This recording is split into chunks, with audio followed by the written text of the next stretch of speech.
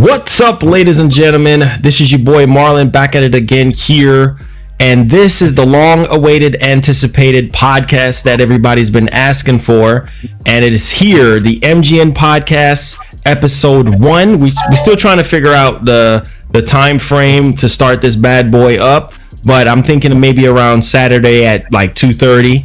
We'll just get with the panel and see if that will kind of work out. I was supposed to have hip hop on today, but he's not available right now. He's actually out of town, but nevertheless, it's all good. Now, I'm going to start with the first one. Ryan, go ahead, man. Introduce yourself. Let's get the ball rolling. What up? Big Cloud in the building. Shout out to everybody in the chat. Let's go have this. Let's have a good show. Episode 1. Let's begin. All right. We got the Messiah of Xbox, Craig, the homie Craig. Say what's up, man.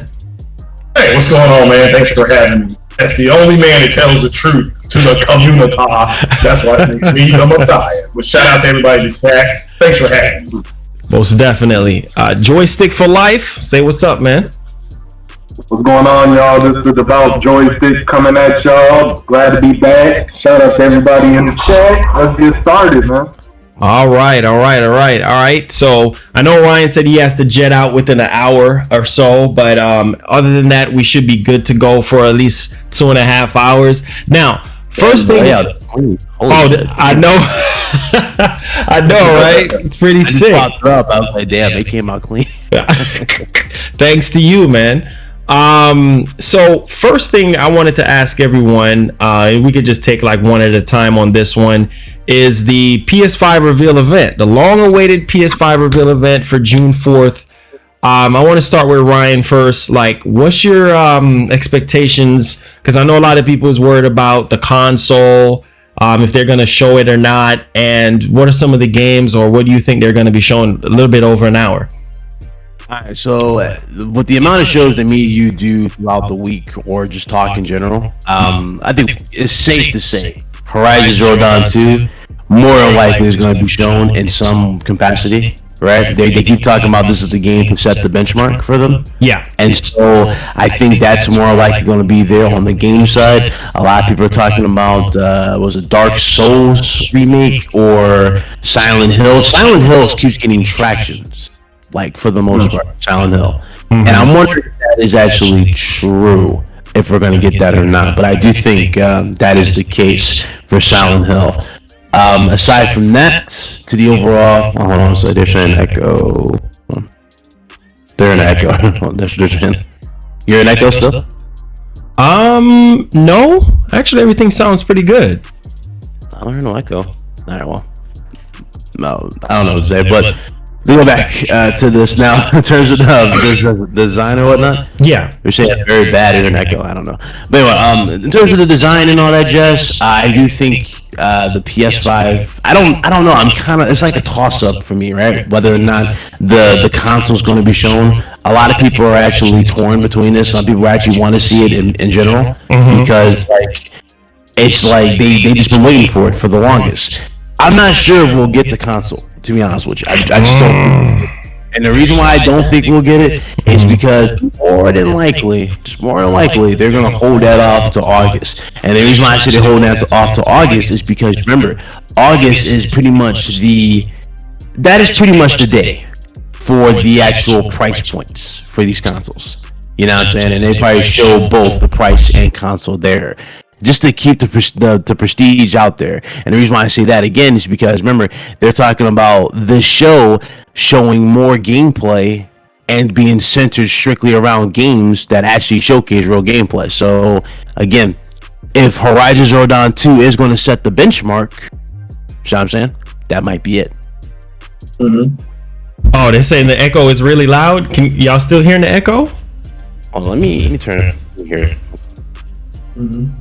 They say really loud.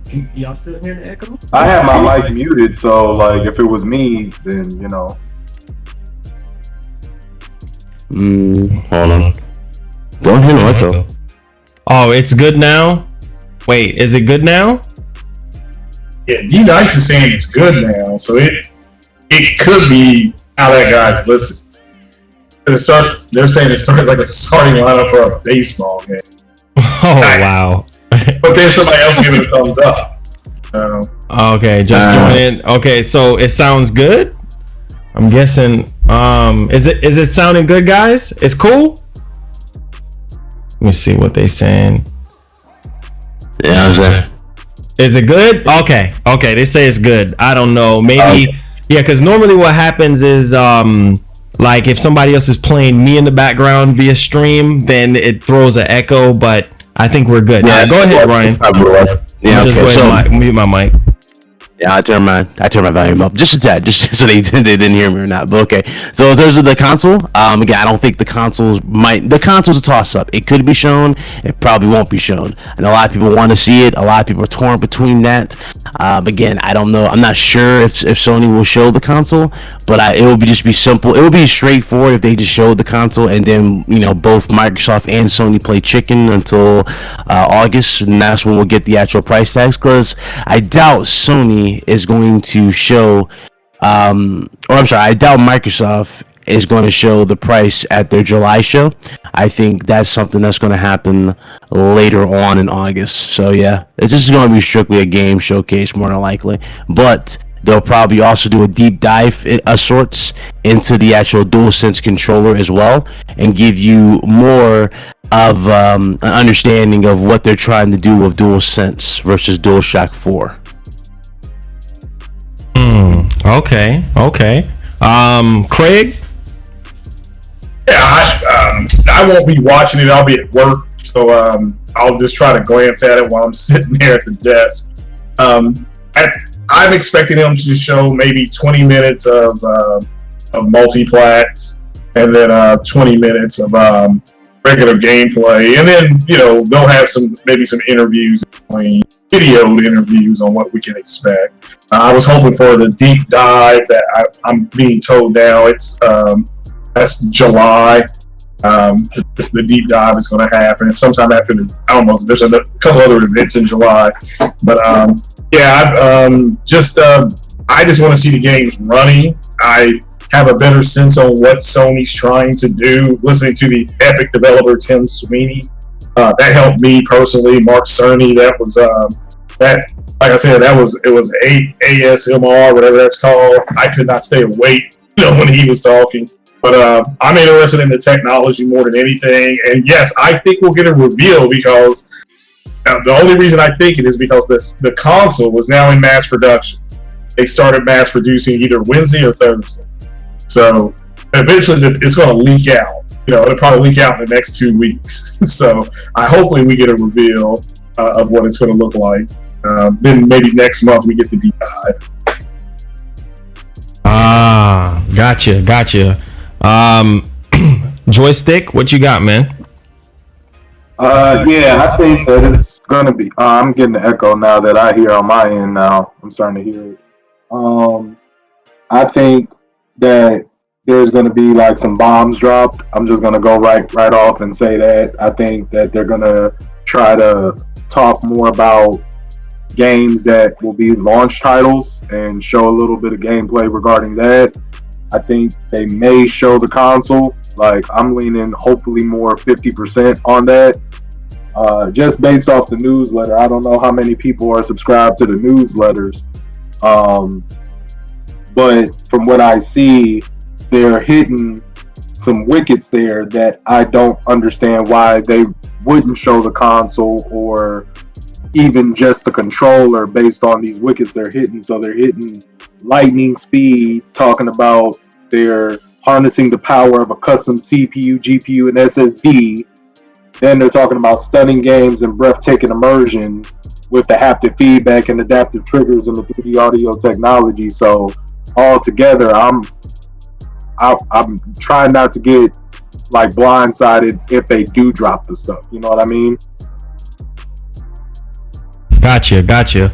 Yeah, I mean, for me, honestly, I think they're going to show the console as well. I mean, they have to, because with leaks and all of that stuff, and being that we heard between June the 2nd or the 3rd, they're supposed to be, like literally going into mass production with the system, and somebody at the manufacturing plant could just snap a picture of the shell, or snap a picture of what it looks like and leak it out on the internet. So I think Sony is just trying to hurry up and try to get this stuff out there, ASAP, because if they don't, then they're gonna risk the console getting leaked out. Now, as far as like the DualSense, most definitely. Now there's like a bit of controversy when it comes to the DualSense, because people have been saying like, wait a minute, like, is that a black DualSense or is it a white DualSense? But if you kind of look at it a little bit, I'm guessing the way how they did the video,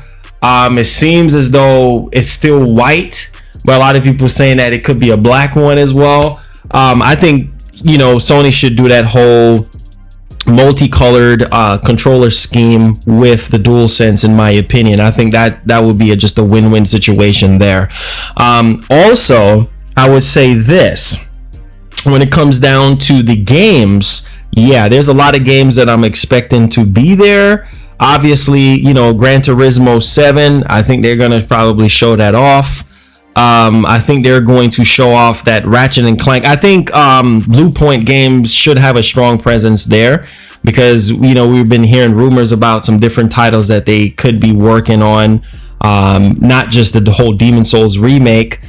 I would expect a Resident Evil game there, because I heard that something with Silent Hill. So Silent Hill might not be presented at the show, but they might just do Resident Evil 8 instead, or supposedly that's what I was hearing. Like, they're going to showcase Resident Evil 8 running on there.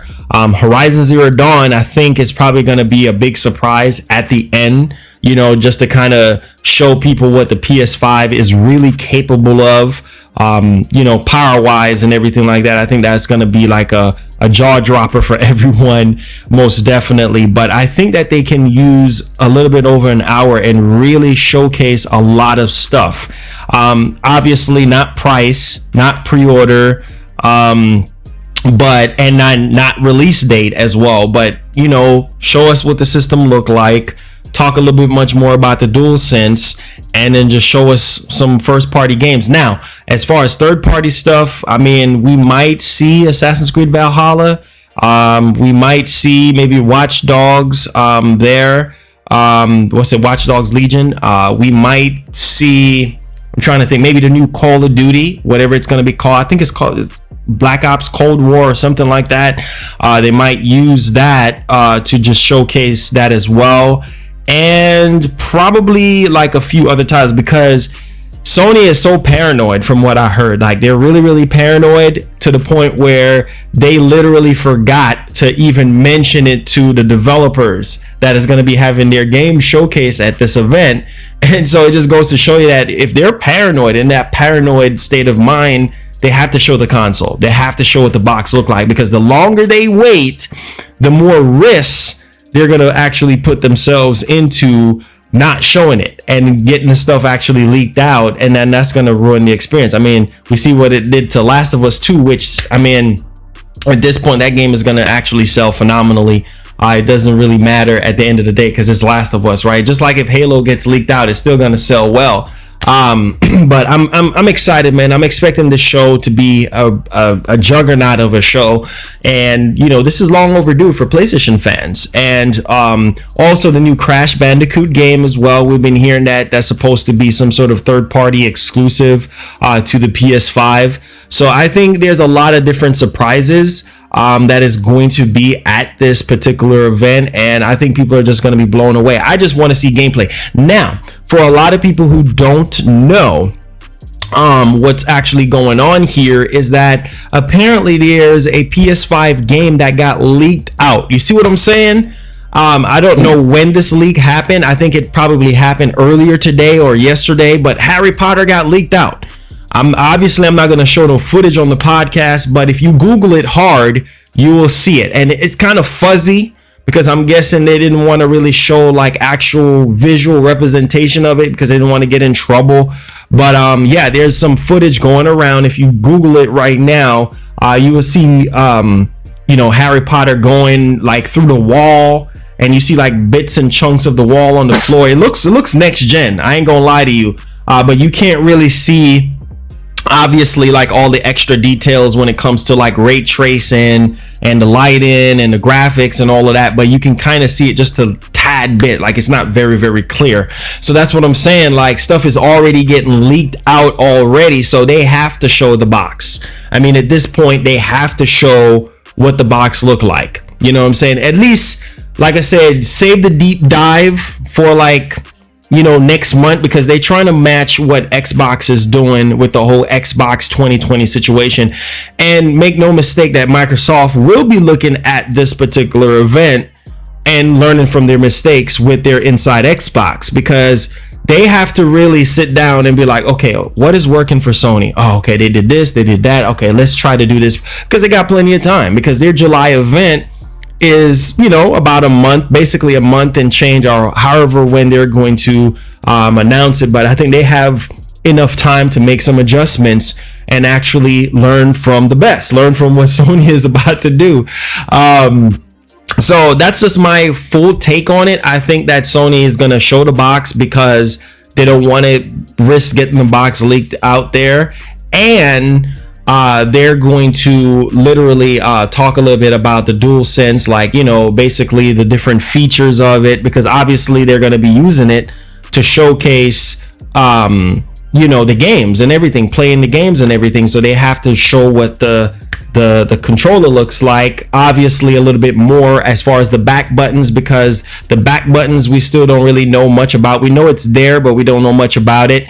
And the touchpad, like I'm hearing that there's some sort of like touch screen there as well. And Hip Hop talked about some sort of stylus that he believes that you'll be able to use with that as well. So there's a lot of different mystery around the DualSense itself, which that's probably going to take a little while for them to break down the fullness of the DualSense, but at least give us a little bit much more insight on it, and then show off what the console looks like, and then obviously the game. So you guys have anything else on that PS5 event?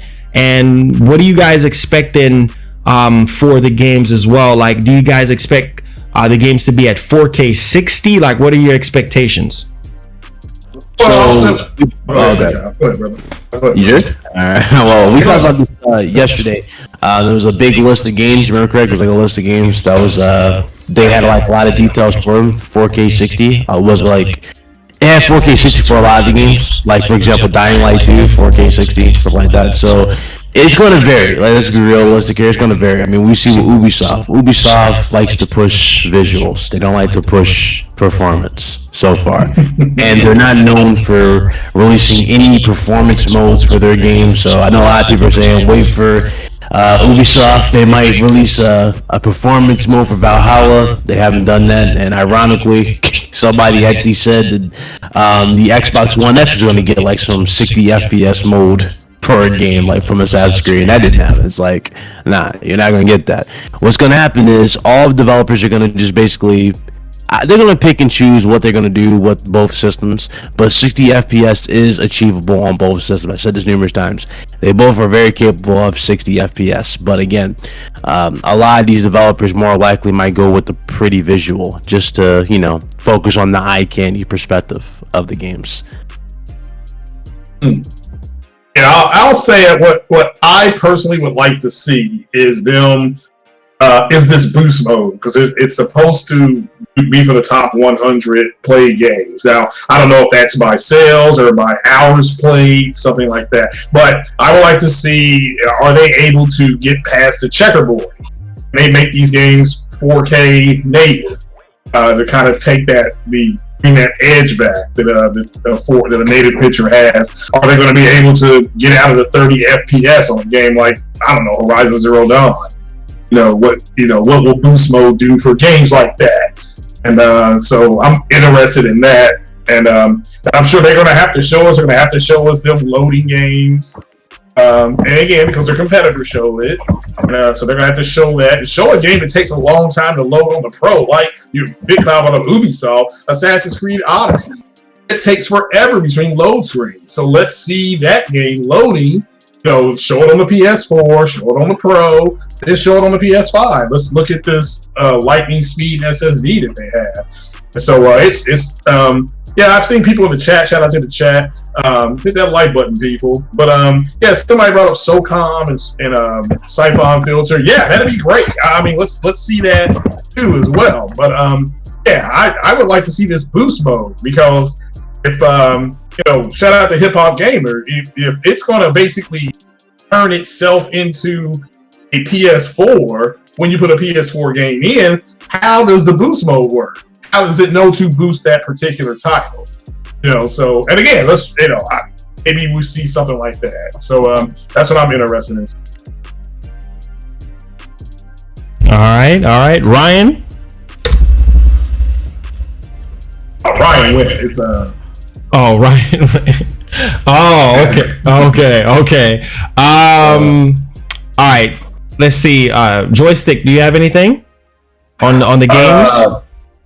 Because I know you're a big time developer now, man. So you should have nah, dog. You should have something to say, being that you're working on Unity and then you about to roll over into Unreal 4. So from a technical developer standpoint, what do you think is going to be?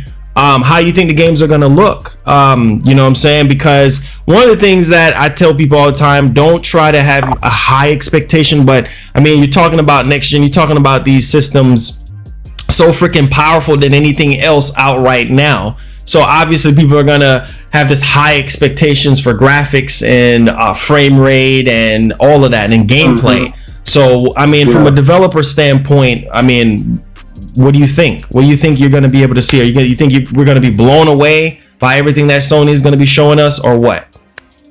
I think it's going to be a very good possibility we'll be blown away, because like I told you when we were talking to Baron and we were like going back and forth, the games that we were displayed in the beginning were only the result of what the console's specifications were allowing the developers to develop around. You're only as good as the max capacity of that console. So you're not going to get the max output on every game. It's going to be like close to it or right up next to it. So, they're boasting all of these big things, these big claims that this new console is going to do.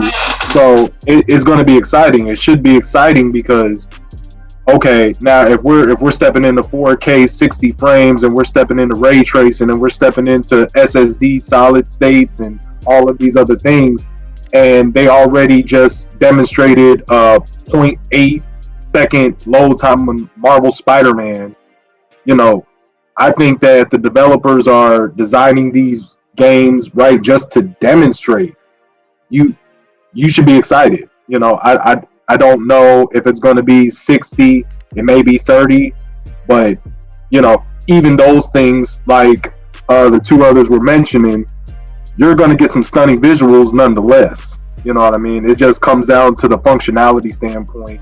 After that is how good can they get their codes to work? How good can they get the mechanics that they're trying to implement in these games to work in time to these graphics? I agree. I agree 100%. There's this misnomer. I know Big Cloud see it too. There's these jabronis online thinking that every game was going to be 4K 60 frames a second, and I'm just going to let everybody know now that there's 1080p and 1440p and checkerboarding and dynamic. That's not going away. That will not go away. You may see less of it, but overall, you're going to there's still going to be checkerboarding and things like that. So you all need the people who are in the camp of everything's got to be 4K native and the hell with Ubisoft and we're going to boycott them because they didn't do what I told you they were going to do when you sub to my channel. So because they were going to do what I wanted you to do. They're going to do what they want to do. They'll rule the day, Craig. Remember? Yeah, they're going to rule the day. Yeah. So guys, just temper your expectations. 30. You have a console. both consoles, like Big Cloud said, are capable, but it doesn't mean that they're going to break out that kung fu yet, especially the first 20 months. We're not there yet. Yeah, now 2022, 2023, if they're still not breaking out the kung fu, then I'll be the first one to say, hey, look, these guys are not doing what even I expected. But the first few months, I'm not expecting anything major. Maybe one or two things to jump out. Overall, I just kind of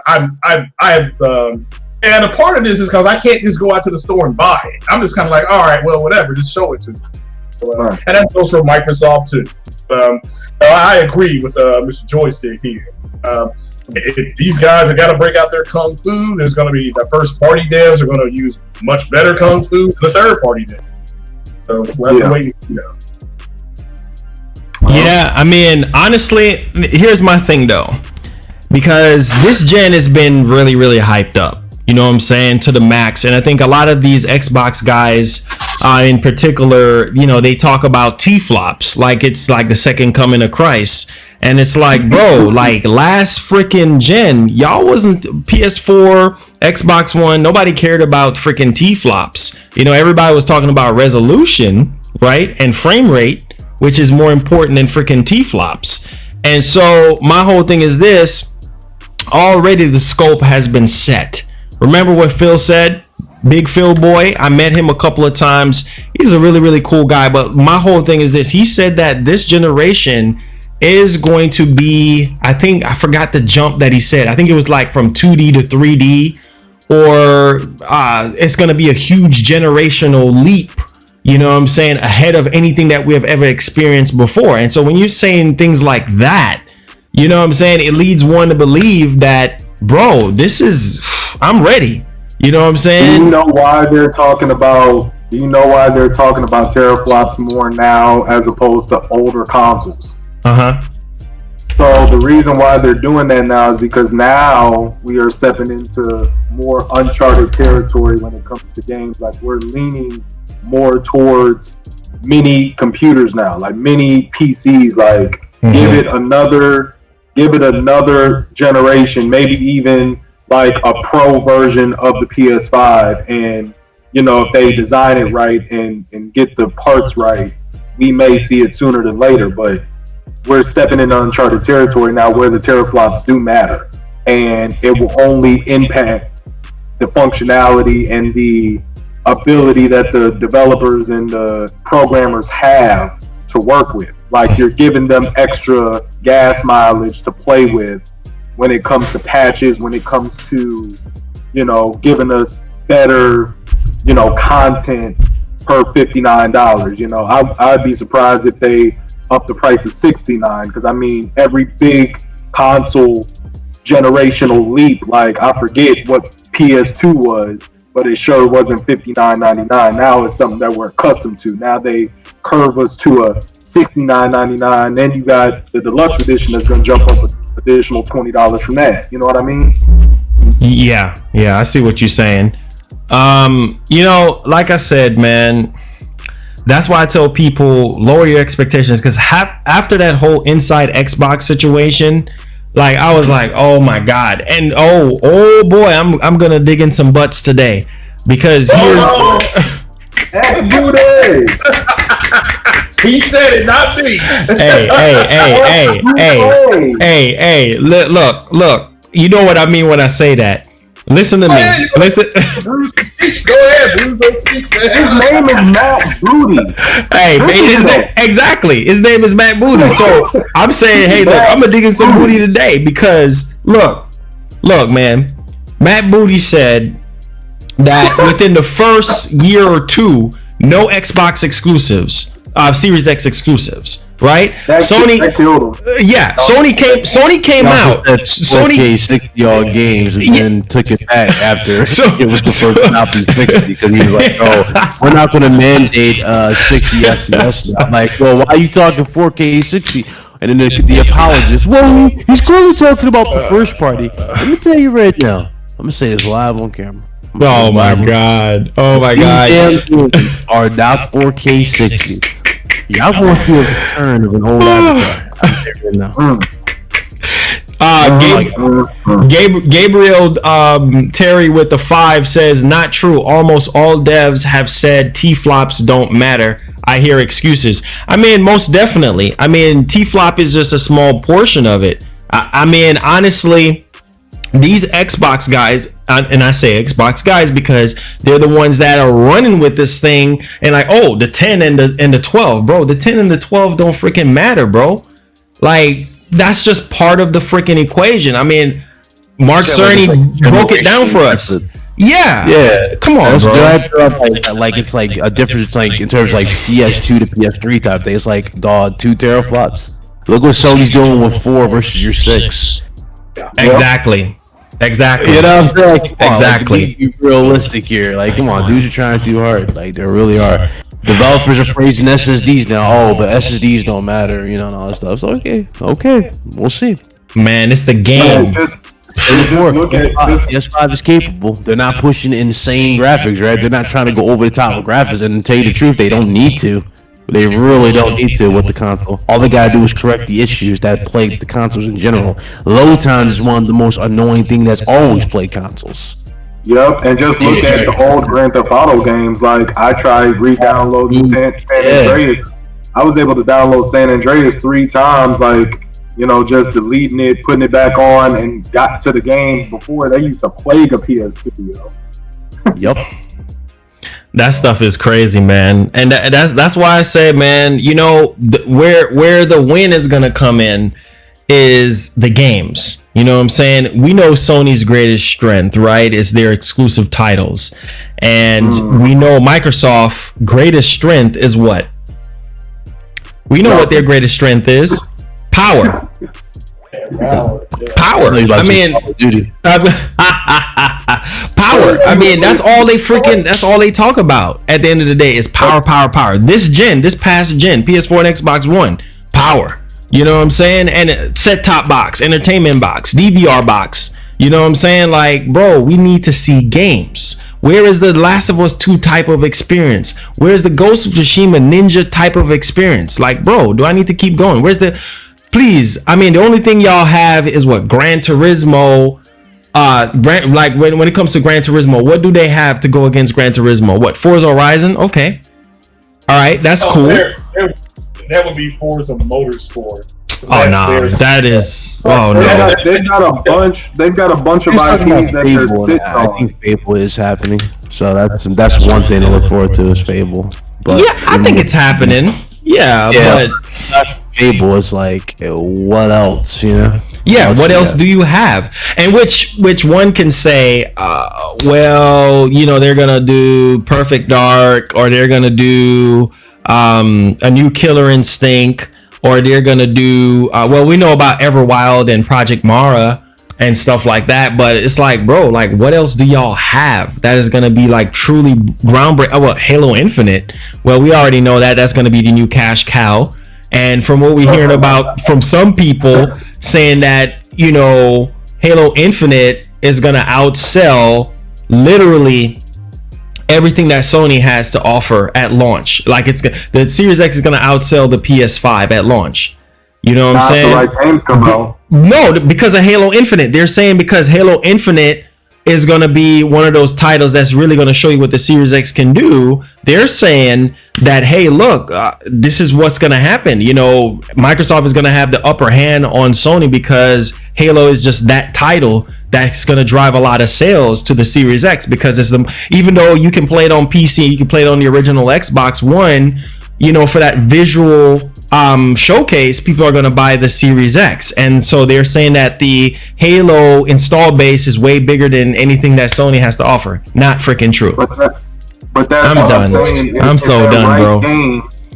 If that right game leads on PlayStation 5 and it's one of their biggest titles, like, I could honestly say the next installment of Final Fantasy VII Remake will be enough to knock Xbox Series X off the ground, you know, because we're expecting that to be on the other side of this release, you know. So that comes out, Marvel Spider-Man 2 comes out, we've got more chances than Xbox right now at face value to demonstrate PS5's power rather than relying on one leading game with the flag. You know what I mean? Yeah. You know what's crazy, Joystick? Again, this goes back to Halo. Halo's got this insane pressure on it for no reason. He's hyping up Halo like it's the game break. I'm like, dog, listen, y'all put too much pressure on Halo. Stop. Them boys gonna be going through tables. They're gonna be going through tables. Hey, it's like the universal survival arc in Dragon Ball Super. Literally, Goku is their universe. They have Halo, and literally they gotta fight. Bro. Well, I think both those consoles are powerful. Yeah. It's just that what Microsoft did was they threw a bunch of compute power for the devs. Hey, whatever problems you're going to run into, we have all this extra compute power for you to go solve it. And Sony didn't do that. Sony went with it in a different route. But both of them, Mark Cerny went around at his deep dive and said he talked to all the developers, and the developers all wanted an SSD. So they gave them the fastest SSD they could get, with their app, with their IO. So, and that's the truth. And now we're going to get this. Wait a minute. He's so amazed us though, because remember what they said about Last of Us 2? They were saying that they weren't gonna buy it, correct? They're saying like the spoilers saved them $60, and then as soon as we got to the gameplay reveal a few days ago, it's game of the year. It's game of the gen. But when guys like me said it was game of the gen during that time, it was like, oh no, you guys are pushing, was it LGBT or whatever? It's like that. Game of the gen. Man. I mean, Final Fantasy VII is actually right now should be the game of the year. It's all subjective. What I saw of that Last of Us 2, my jaw dropped. I mean, I watched that in 4K. I was just like, geez, how did they do this? You want to literally say, how did they do stuff like this? Cyberpunk. I don't know about no Cyberpunk. Cyberpunk has been absent from conversation for how long now? Exactly. Nobody's talking about Cyberpunk. It's called Cyberpunk, so it's just nobody. I don't think I don't think it's going to sell the way a lot of people think it is. I'm not here to say it won't be good. That it lacking a third person view, that's going to hurt that game. That will hurt that game. Trust me. They're going to have to look at putting that in. I don't care if they have to act it in. They're going to have to put that in.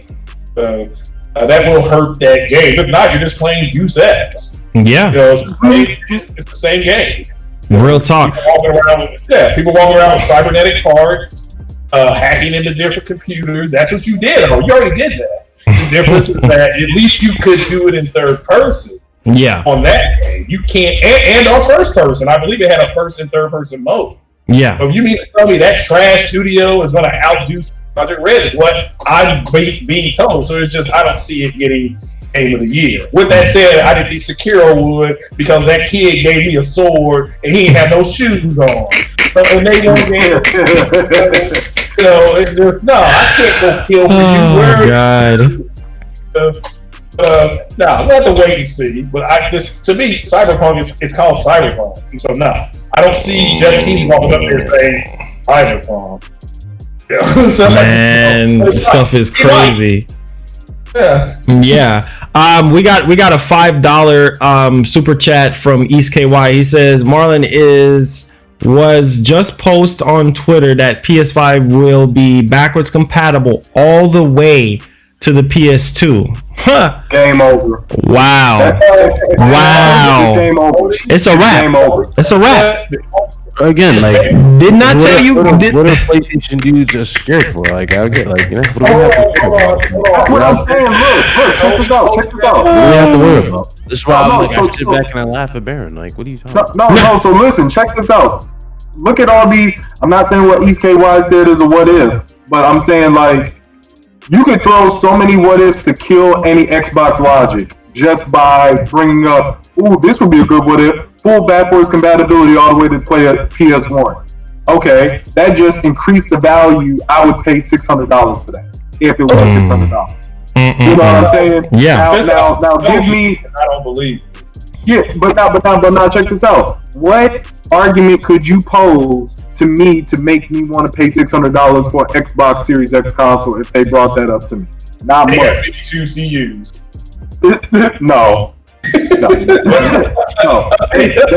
They need to say okay, we got acquisition of Chrono Trigger and we're releasing that from the ground up. Banjo-Kazooie, a new Banjo-Kazooie, a new Perfect Dark from the ground up. Then I'll be like, okay, I'll give y'all 700 because I've been waiting for years. You know what I mean? Like that's the type of stuff they got to bring that level of heat to the argument because they don't have any IPs like that. Oh yeah, you're right about Chrono Trigger and Chrono Cross. I agree. Yeah, like if they did something like that, if they put some money up to get Square involved to do that, oh man, it'd be a wrap. Yeah, that's a good point. That's a good point. But look, unless that comes from Sony, I just shrug my shoulders. That's got to come from Sony. They're going to be that compatible. I mean, that's a nice rumor though. But it's a rumor. So as I caution you guys on that, it's a rumor. How many cheats have been busted? They told you one thing and it has not been true. We heard variable rate shading was not going to be possible on PS5. Lies. Yeah, and Activision's developer comes out and says, "Oh yeah, we're doing that." You know, so they said at 4K with hardware ray tracing could happen. And what's the name of that game, Big Cloud, that you showed on that podcast before? Quantum Air. They've already said they've got hardware ray tracing running on that game. And it's 4K 60. Yeah, it's really 4K 60. So these guys are they lie. So you know, these fake insiders. Yeah. Man, they got sources and this and that. Lies, bro. Bro, they claim the events. What they say, Marlon? The May event. The May event is gonna be amazing. I'm gonna be watching a day in the future, and I'm gonna try to get my schedule ready. I'm sure, like, I'm sitting. I woke up early and I read it. I was like, I got coffee, man. You know, I barely drink coffee. I'm like, well, what am I reading right now? Oh my god!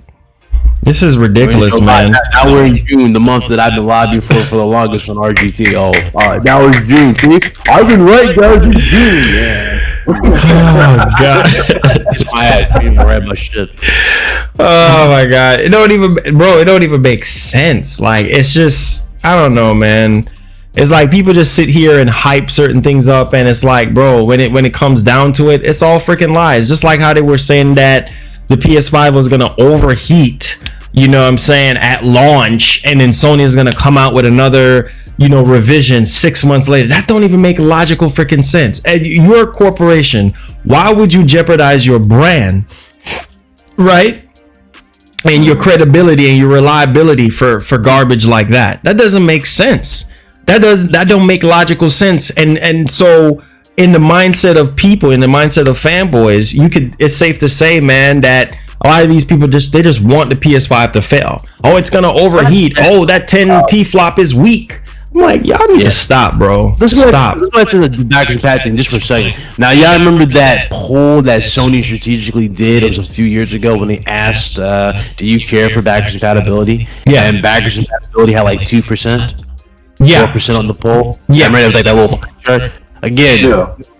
So what? The way these dudes are hyping up, you would think that would be in the 80% of the people who said no. Man. Now that you may tell me it just practically from that to now. You know what I'm saying? Like, dog, stop. Man, stop, bro. Stop. It's one of those things that Xbox does have a slight advantage over PlayStation. Again, they've been at it longer. That's fine. But so they're going to brag about it. You know, I don't know what else to say. They are going to brag about it. It's like the LSU fans are bragging about beating Alabama this past year. Like, Alabama beating you all like 10 straight times. He won one time. Ain't really nothing to brag about. But you're supposed to be a rival, you know, to them. But no, it's just I agree that to me personally, and it's for everybody here in the chat, for Marlon, for other guests here, Mr. Joystick. Backwards compatible things to me is like the garlic mashed potato. But I need the meat. I'm a connoisseur. Where's the meat? And the meat is the new IP, the games that are coming. I get it. Like I said, Horizon Zero Dawn is my favorite game this generation. BitCloud will tell you that. So yeah, I'm interested to see if it's going to have a boost mode. What will it be? But that's not the reason why I'm going to try to buy a PS5.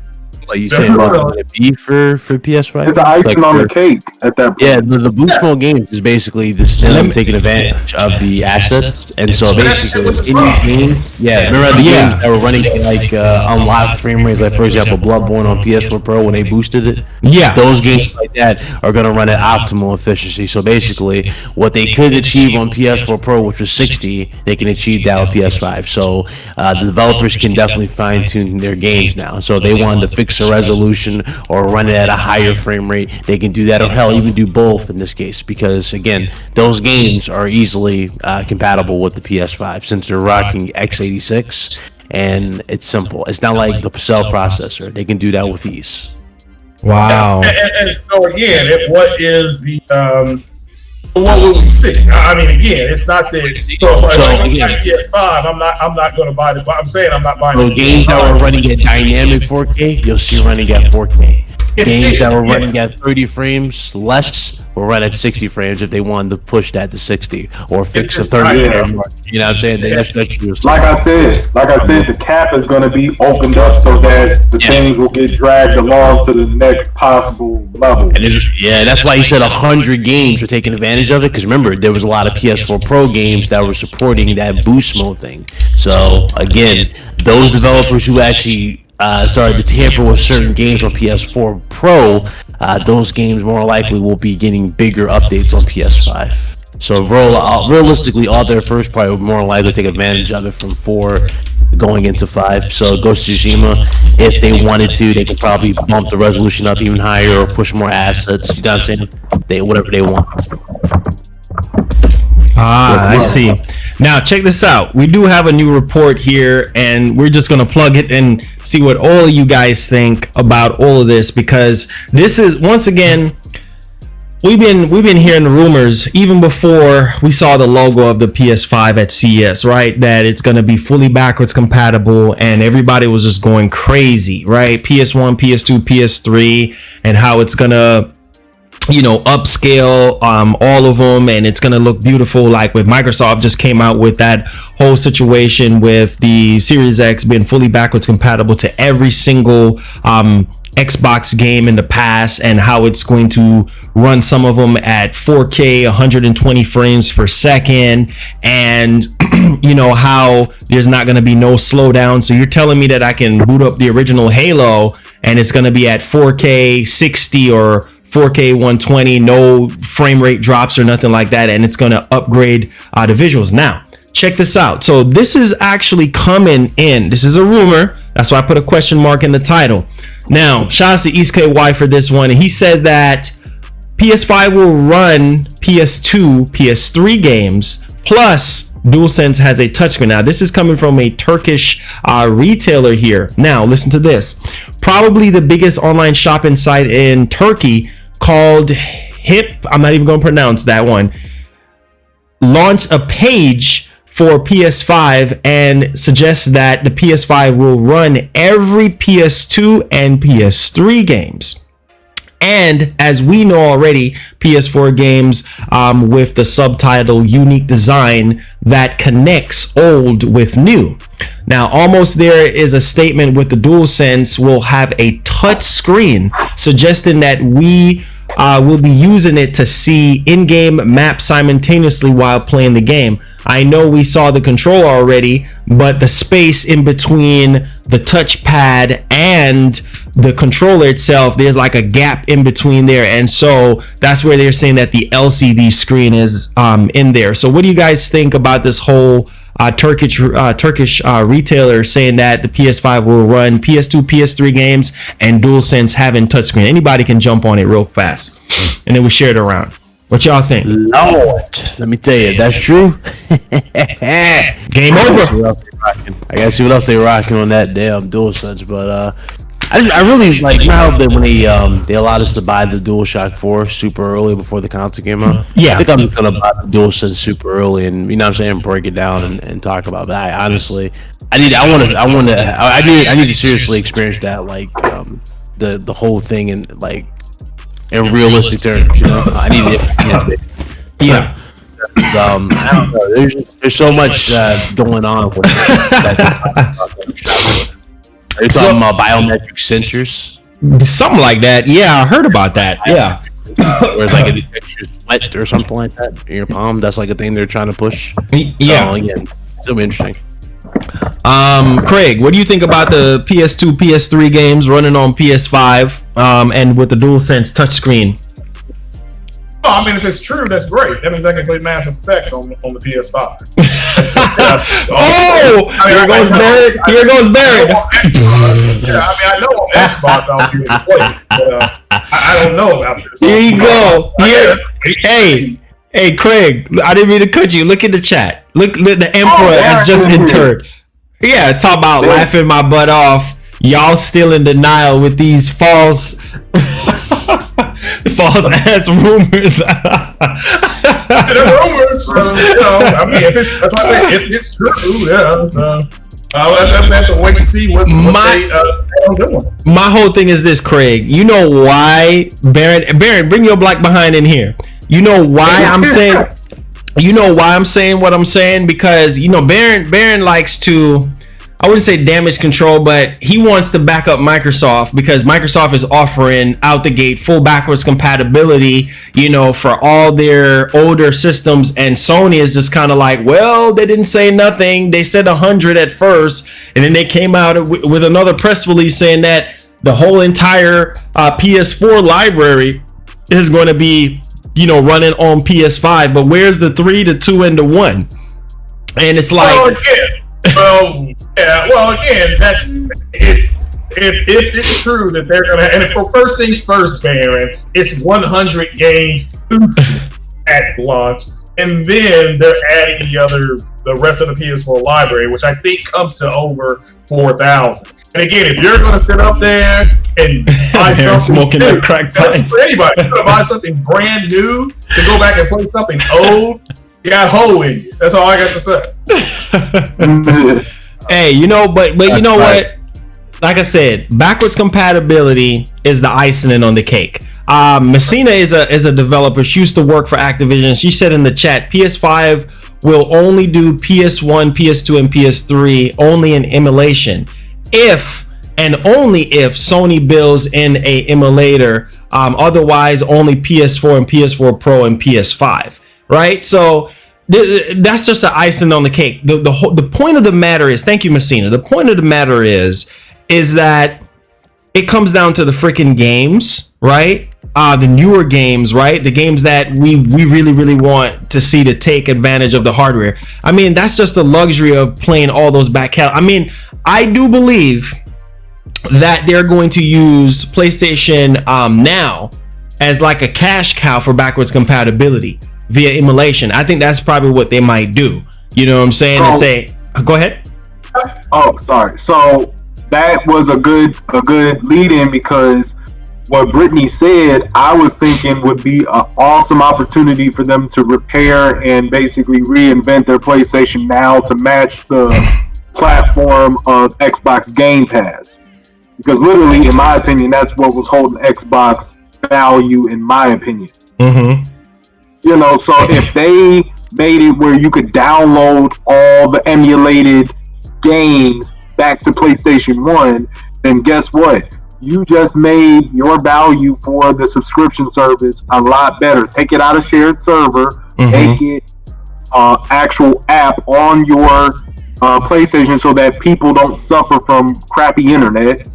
And now you got an equal heavyweight, because literally PlayStation Now hasn't even hit 1 million subs on their platform yet, and they've been out for almost 5 years, over 5 years. That should tell you something, Yeah, I mean, with next gen, that's going to be a heavy push. And like I tell people, Jim Ryan, and when it comes down to the price of the PS5 and the Series X, right? We still don't know, but we have a little hint. Because yesterday, I think he was on BBC. He was all over the place, gamingindustry.biz, and he made a hint for the price. And he said that, look, it's all about value for them right now, considering the recession that we're in with everything that's been going on. And I do have to agree with that, because they can't just be crazy with the price, knowing what we're going through right now. A lot of people out of work and everything like that. It has to fit the economy, and especially the way things are going. That's why they went with the choice they went with in terms of how they've set the system up. It's very similar to the 9.2 system that there was, right? And they just like tampered with it and had their own modifications to it than it was. And so with that particular thing said there, now this goes back to a video I did about it, because I really think if that was the case, I considered that 9.2 a long time ago, and I was like, okay, they go with that, and that means this thing is more likely they're really trying to target that $399 price tag. PS4 exactly. And so PS5, and I think honestly that's the case for PS5. $399, definitely. A lot of people saying $500. And yet, ironically, the strong console, right, the Series X, people are saying the strong console was looking to be cheaper than the weaker console. I never thought I'd seen anything like that, but again, a lot of people just everybody got to be a Baron, I guess. Baron is something else. You know what he said? Baron is hilarious. Shout out to Baron, but that man is hilarious. That man is a fool. And Baron says, "Y'all in for a sad June 4th." Just like y'all did with that 13.3 T flop. Yeah. Hey, it is a go ahead. Hey, I heard somewhere it was like 470. Like they were anticipating it to be around 470. Yeah. $470 is not bad. I mean, that's like in the middle, right? Yeah. That's still but look what you're paying for with that. Yeah. I mean, look at what you're getting. You know what I'm saying? Like, I mean, you're getting a system that has world-class specifications when it comes to the SSD and memory. You know what I'm saying? And obviously the CPU and GPU as well. So it's not even the SSD though. Like a lot of people are missing the real kicker here. The reason why Sony has really got this advantage right now in terms of pushing more assets and handling more data, it's not really the SSD. A lot of people say an SSD. It's not really that. You know what it really is? It's the PCIe controller in the PS5. They have a custom variant. Theirs is more faster and equivalent to pushing more resources. And basically with this with their choice with this takes less strain on the CPU and allows the CPU to be used for other tasks. Now, Ryan, let me ask you this real quick. And here's going to be the deciding factor. I'm glad you just brought that up. Now, we know that Microsoft is having something planned for June, correct? Where It's July for Microsoft. Yeah, but they said they were going to have a something shown right in June. There's going to have something in June to show us. But my whole because I heard Randall, bunch of other Xbox. Yeah, he said that they're going to have something, in June. And my whole thing is this: if they announce that whole Lockhart situation, right, where okay, it's $300. A lot of people are saying, well, that's going to uppercut Sony, because what is Sony going to do with just one SKU? And let's say if the SKU is like $400, like you said, then what's going to happen with Sony now? Because I think that's what Microsoft is going to do to kind of counteract Sony with that price. So do you think that Sony might have a different console in the works, or a cheaper variant of the PS5, or how they're going to counteract that? I think, so honestly, that's a double-edged sword, right? First of all, we know Series X exists, right? We can all confirm Series X exists. Why? Because we've seen the box. We know the internals. We saw the broke down, all that junk. We haven't seen a damn thing for Lockhart. So they announced Lockhart, let's say in June or July or whatever they're going to do this show, right, for it. And they go, their Lockhart is, let's say hypothetically, $399, right, or $300. Yeah. If this is their particular model, because right now they're literally trying their best to get through stock. They are literally getting rid of Xbox One X. Like they were just giving it away at this point. You think about it. Yeah. You got the last model, which is the custom Cyberpunk model. After that, it's done. They're not doing anything else. But what I'm saying is, for this Lockhart thing, Lockhart can be a make or break system for the Series X in a weird way, because remember, they're touting power. if you have a cheaper alternative, ain't nobody gonna go to that damn powerful box. They're gonna go for the cheaper alternative. That is true. Yeah, that is true. So when you look at that too, that sets up another weird situation for them. So they showed the lock card. Let's say I think it's 1440p, right? They're showing they're 1440p 60 30. No, 1440p 60 is what they're going for a lock card, right? That's the thing. If they do that for that, and they're comparing that to PS5. A lot of people are going to go with PS5 strictly off the library in general, but also what to look forward to. Those first-party games. Yeah. Microsoft has a tough predicament to put themselves into with that damn lock card. Lock card's cool, but it's like I agree with a lot of Xbox channels who were talking about this not too long ago. I honestly think lock card probably does exist, but I'm not sure if they'll launch a day one with the console at this point. I think that's probably something that's more than likely going to be renamed to Xbox Slim. Xbox Series Xbox X Slim, yeah. I think they'll do it because honestly, not in this current case. But you know you have what? a 5 console in that, Yeah, but you know what though, Ryan? I mean, here's the thing, guys, and I'm gonna keep it 100 with you guys. Now, apparently, we know a little bit about this lockout based off on the rumors and everything, and they say that it's gonna be a 1440p/1080p system. It's not gonna be a true next generation system, and on paper I'm guessing it's more powerful than the One X, but not really as far as like raw power.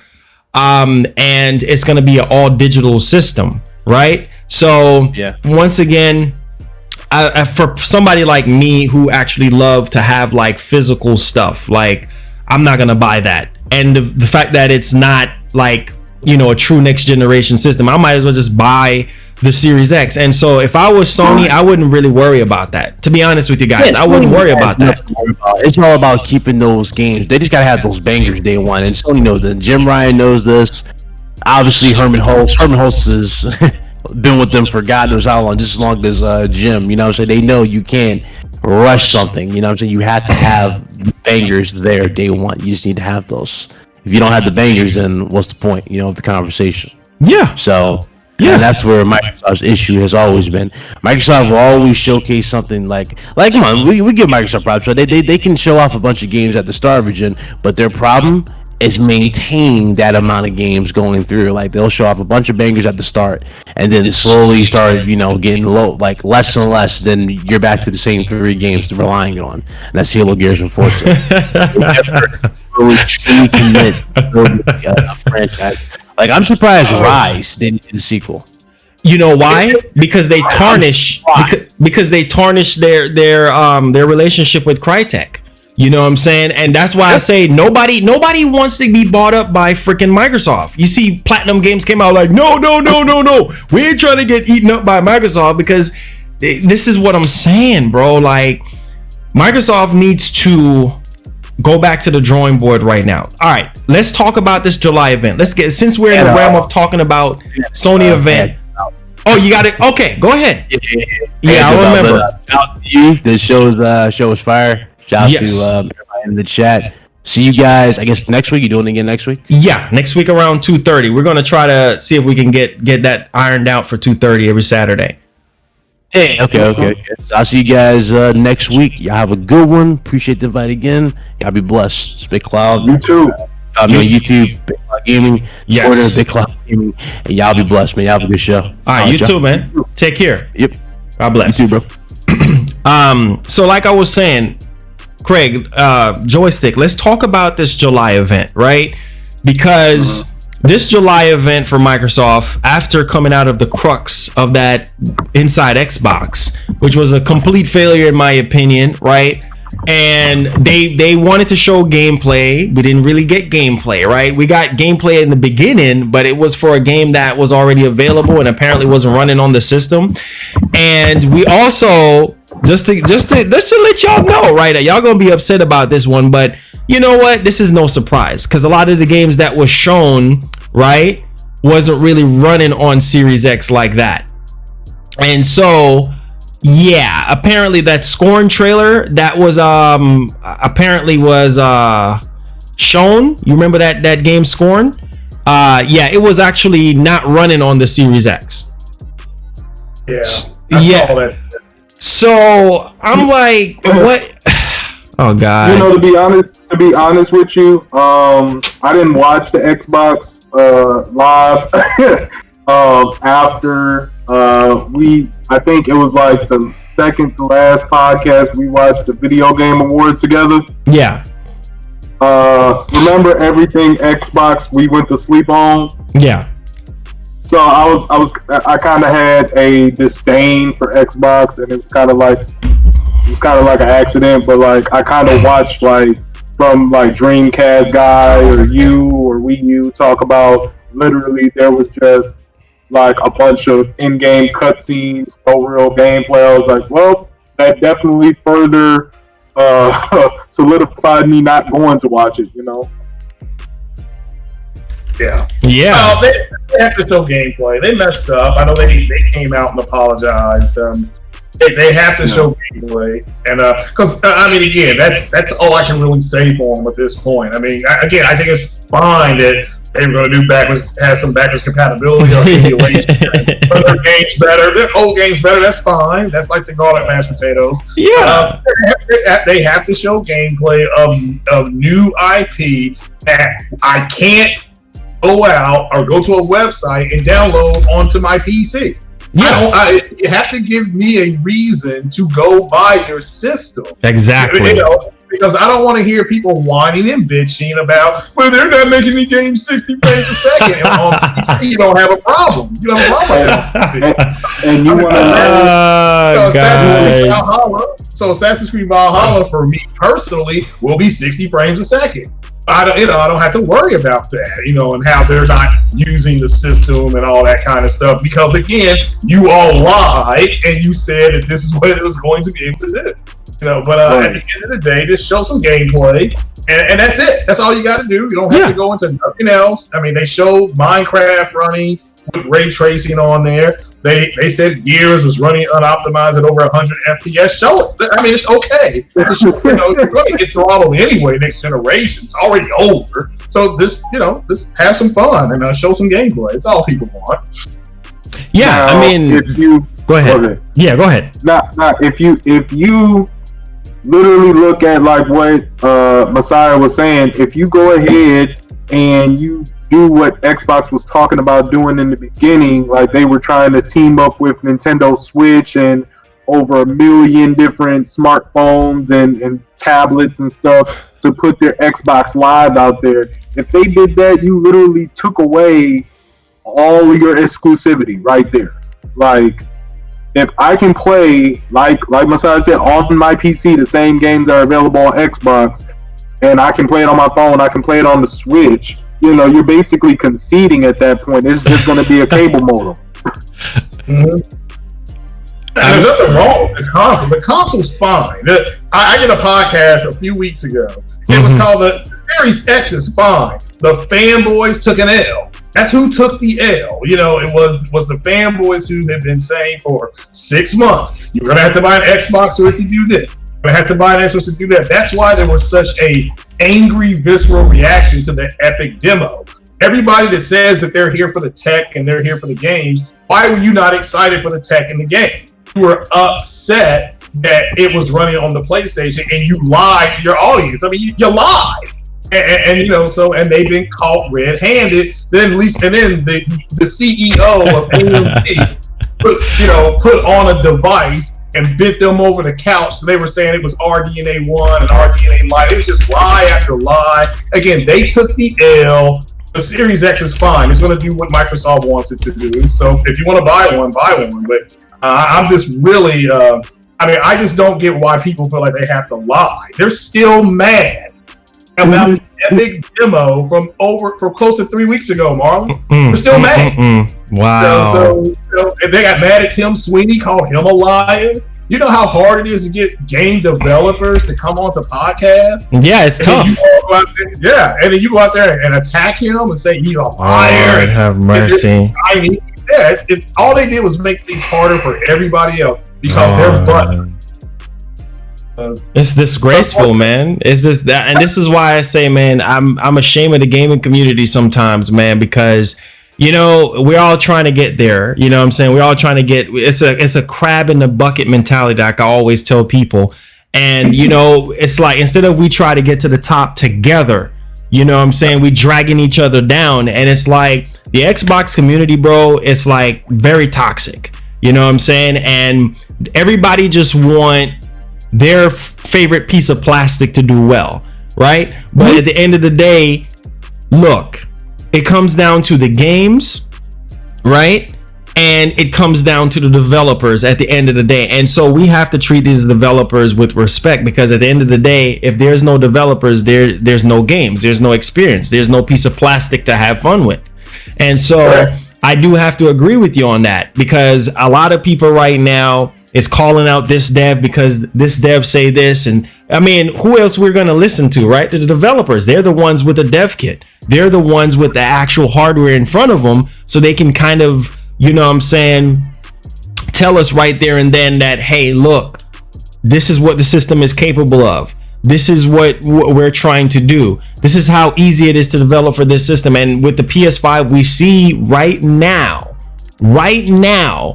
that it's the favorite amongst the next gen consoles. You know what I'm saying? Because, you know, we heard, and you know, a lot of them would say, oh, wait, Marlon, well, that's just first party Sony people. No, third party devs, first party devs, and other companies, you know, are praising the PS5 and say how revolutionary it is. You know what I'm saying? And how it's literally like the easiest thing to develop for. And when you're a developer, man, you don't want to feel limited. You want to be able to just say, you know what, I want to have freedom to do whatever I want to do. And so when you give a developer freedom, that's like saying, okay, man, you know what, you let your imaginations run wild. You don't have to feel limited anymore, you know what I'm saying, developing on our console now, because that's why they asked for SSD, right? That's why SSD was such a big thing for developers this gen, because they got tired of, you know, the limitations of just basing everything from the memory to the actual you know, CD, you know what I'm saying, to read the data off the CD and everything like that. So it's just, I don't know, man. I don't know. People just need to appreciate what we got going on right now, and just know that within the first to second year, things are not just going to be groundbreaking. You know what I'm saying? Like, I would say in the middle of the gen, you know what I'm saying, we're really starting to see things that are going to just, you know, just blow us out the freaking water. But people just need to chill. This whole Xbox situation, bro, people just need to chill. Like, this 12T flop is going to take a while. You know what I'm saying? It's going to be a while before we can really start seeing a tad bit of difference between the two consoles. It's just going to be a tad bit, like a rice grain difference. It's not going to be a huge generational difference between the two. They need to stop it before it's too late, bro. Like, real talk. Well, it is. And again, the console, I agree 100%. The console is fine. Both consoles are fine. Yeah. The problem is that you've had a group of people sit on different podcasts and tell the people listening to them, the only way, this is only going to be on this console. VRS is only going to be on this. And this is the SSD is not going to make that big a difference. And they actually see something funny where it is going to make a difference. And, you know, now they look stupid. Exactly. Wait. Hold up. Here he go. Barry says, laughing my butt off. These Sony peasants are really trying to act like PS5 and Series X don't both have the same internals made by the same company. Check your DM. I need you to bring your behind in here. Check your DM. Get in the podcast, because we need to hear your thoughts. Craig, what you got to say on that? Barry needs to stop it. Yeah, I mean, we're giving them airtime. Just, look, they're going to do the same thing, just differently. Everybody has said that understands what's about to happen. So maybe you don't understand. So that's in the words of K Mega, that's a huge problem. I mean, here's my thing though, and here's my thing, Craig, and this is why I'm saying what I'm saying. Okay. Microsoft right now is scared right now. They're worried right now, because after that huge backlash, they got to come strong in July. You know what I'm saying? Because I'm telling you right now, Craig, okay, check this out. This is their last chance to blow everybody out of the water, to make a comeback. I'm telling you, based on July, if I don't see anything groundbreaking, bro, I'm done. I'm done with Microsoft. I'm literally freaking done. Don't sit here and gas us up with this backwards compatibility stuff. Yeah, we know you spending hundreds, thousands of hours on, you know, this whole backwards compatibility situation, but what's up with the first party titles? That's what we want to see, Microsoft. We want to see, and I know Halo Infinite is going to take a majority of that show, because that's the creme de la creme. That's their end all be all title, right? That they're going to talk about, and it's going to be 4K 120 ray tracing and all of that. But I need to see new IPs, all them 15 plus studios that y'all say y'all got. Let me see what you got going on, because the way how Matt Booty was talking about, and he was all like shaky, you know what I'm saying? With way he was saying like, oh yeah, you know, I don't want people to go out here and expect 60 to 70 hours worth of gameplay, AAA experiences. And you know, one of the things that we're trying to tell people here is that we do have AA studios that are developing these games. So we're trying to turn these AA games into AAA games. And so we don't want you guys to sit there and expect a lot of 60 to 70 to 90 hours worth of experience at launch for Series X. So, you know, it's going to be stuff for Game Pass. It's going to be stuff for indie. And it's also going to be stuff for, you know, the family of systems that we have, you know, the original Xbox, the S, and of course the Xbox One X and PC as well. So don't want you guys to expect too much from us here. And when I heard that crap, I said, Matt Booty, like, are you kidding me? So much like us. Well, again, that's my point, is that here's the thing. Both Microsoft and Sony have put people out there that have told everybody what's going to happen. They both have done a good job at that. Nobody's listening to them because, again, they have their own agenda. If you say what Matt Booty says, the super chat stop if you're on an Xbox podcast. They don't want to hear that. They can't handle that. But from what I was told is that Microsoft is going to hit Sony as hard as they can. Right out the box, because they have to throw it down. So we'll have to wait and see what that actually looks like. Oh my God of mercy. Oak with the $5 says, really, Baron? Shaking my head. Fanboys like Barrett is exactly what's wrong with Xbox and why I hate the Xbox brand and its fan base and would never get one. Hey, I agree with you 100. And you know what's funny? Baron is a Xbox fanboy at this point. I mean, I thought he was a Nintendo fanboy, but Baron is like damage controlling for Xbox. And I'm telling you this right now, when Sony drops that samurai sword on June 4th and they actually show gameplay, not cinematic freaking trailer, not no in-game engine cutscene crap, actual literal gameplay running on actual hardware. You saw them articles that Sony is saying that, look, after what Microsoft did, they want to show games running on actual freaking hardware. That's what you're supposed to do. I was waiting for Microsoft to blow me out the water. Like, literally, like, bro, come on. They'll blow a wet fart in the pool. That's what they'll do. Bro, this doesn't make any freaking sense. How can you damage control that? How can you damage control that? Where is the actual gameplay? And then Craig, here's the other kicker. Oh, y'all just getting excited over a tech demo? Unreal Engine 5, that's gonna be on Series X. Y'all just getting excited over practice? That's practice, bro. That's not even real stuff. I'm like, wow. It wasn't. It's not the fact that yeah, it's not the fact that the demo was done. It was that it was running on the PS5, and they told people that could not happen on the PS5. This is why after 2.5 weeks, they're still butthurt. That's why, because they actually believe the crap coming out of these cats' mouth. You know, and that's why I said, you know, that's why I've said before, the only person in the Xbox community that's actually telling you the truth is me. I'm the only one that's going to tell you the truth because I don't want to be your friend. Okay, I'm not here to be your friend. I'm here to tell you the truth. Yeah, I don't want facts. nothing from you. Facts. So these other guys are like, well, yeah, go ahead and hit that super chat button for us, blah blah blah, this and that. I mean, yeah, if you tell these guys the truth, they don't want to hear it. They didn't want to see that Unreal Engine demo. They were pissed. That had what did that one guy say? That when she walked through between those rocks, it was a loading. It loaded up. Like, no, even the developer said that's not true. Well, we don't care what the developer says. It's pathetic. It really is. It really is. So Barrett, don't worry, Nedson. We'll get to your super chat. He's asking about the whole riot stuff going on with George Floyd.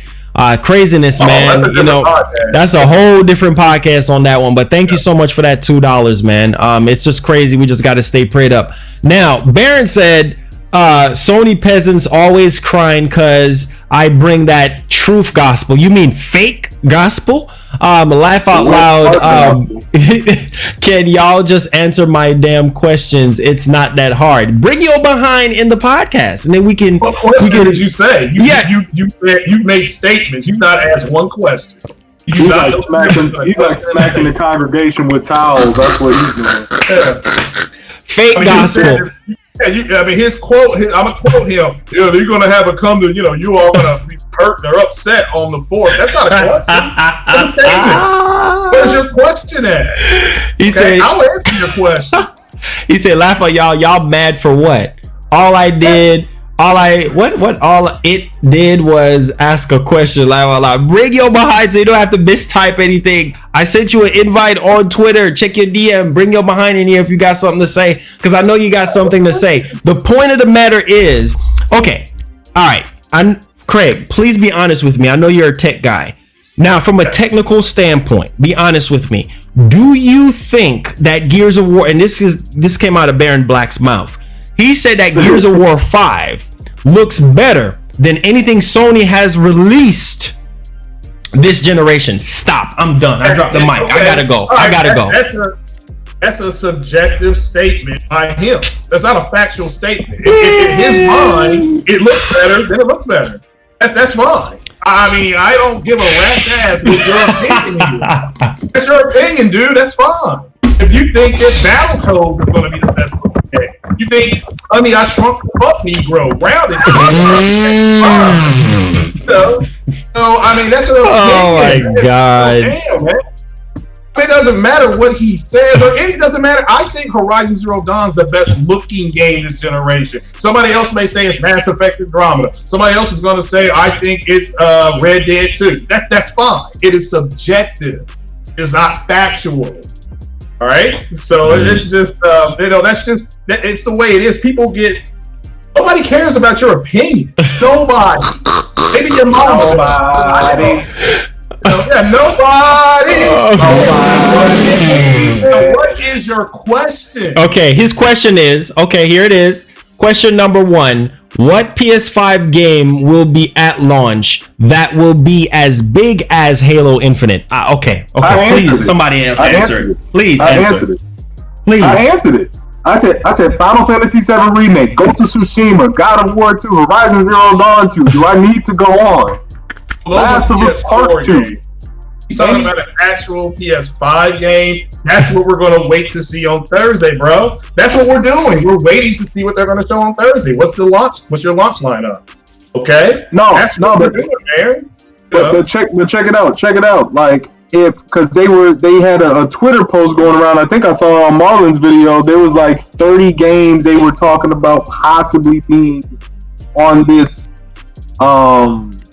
conference, this presentation. If any one of those 5 get nominated for PS5 launch, kills Halo Infinite automatically. Any one of those.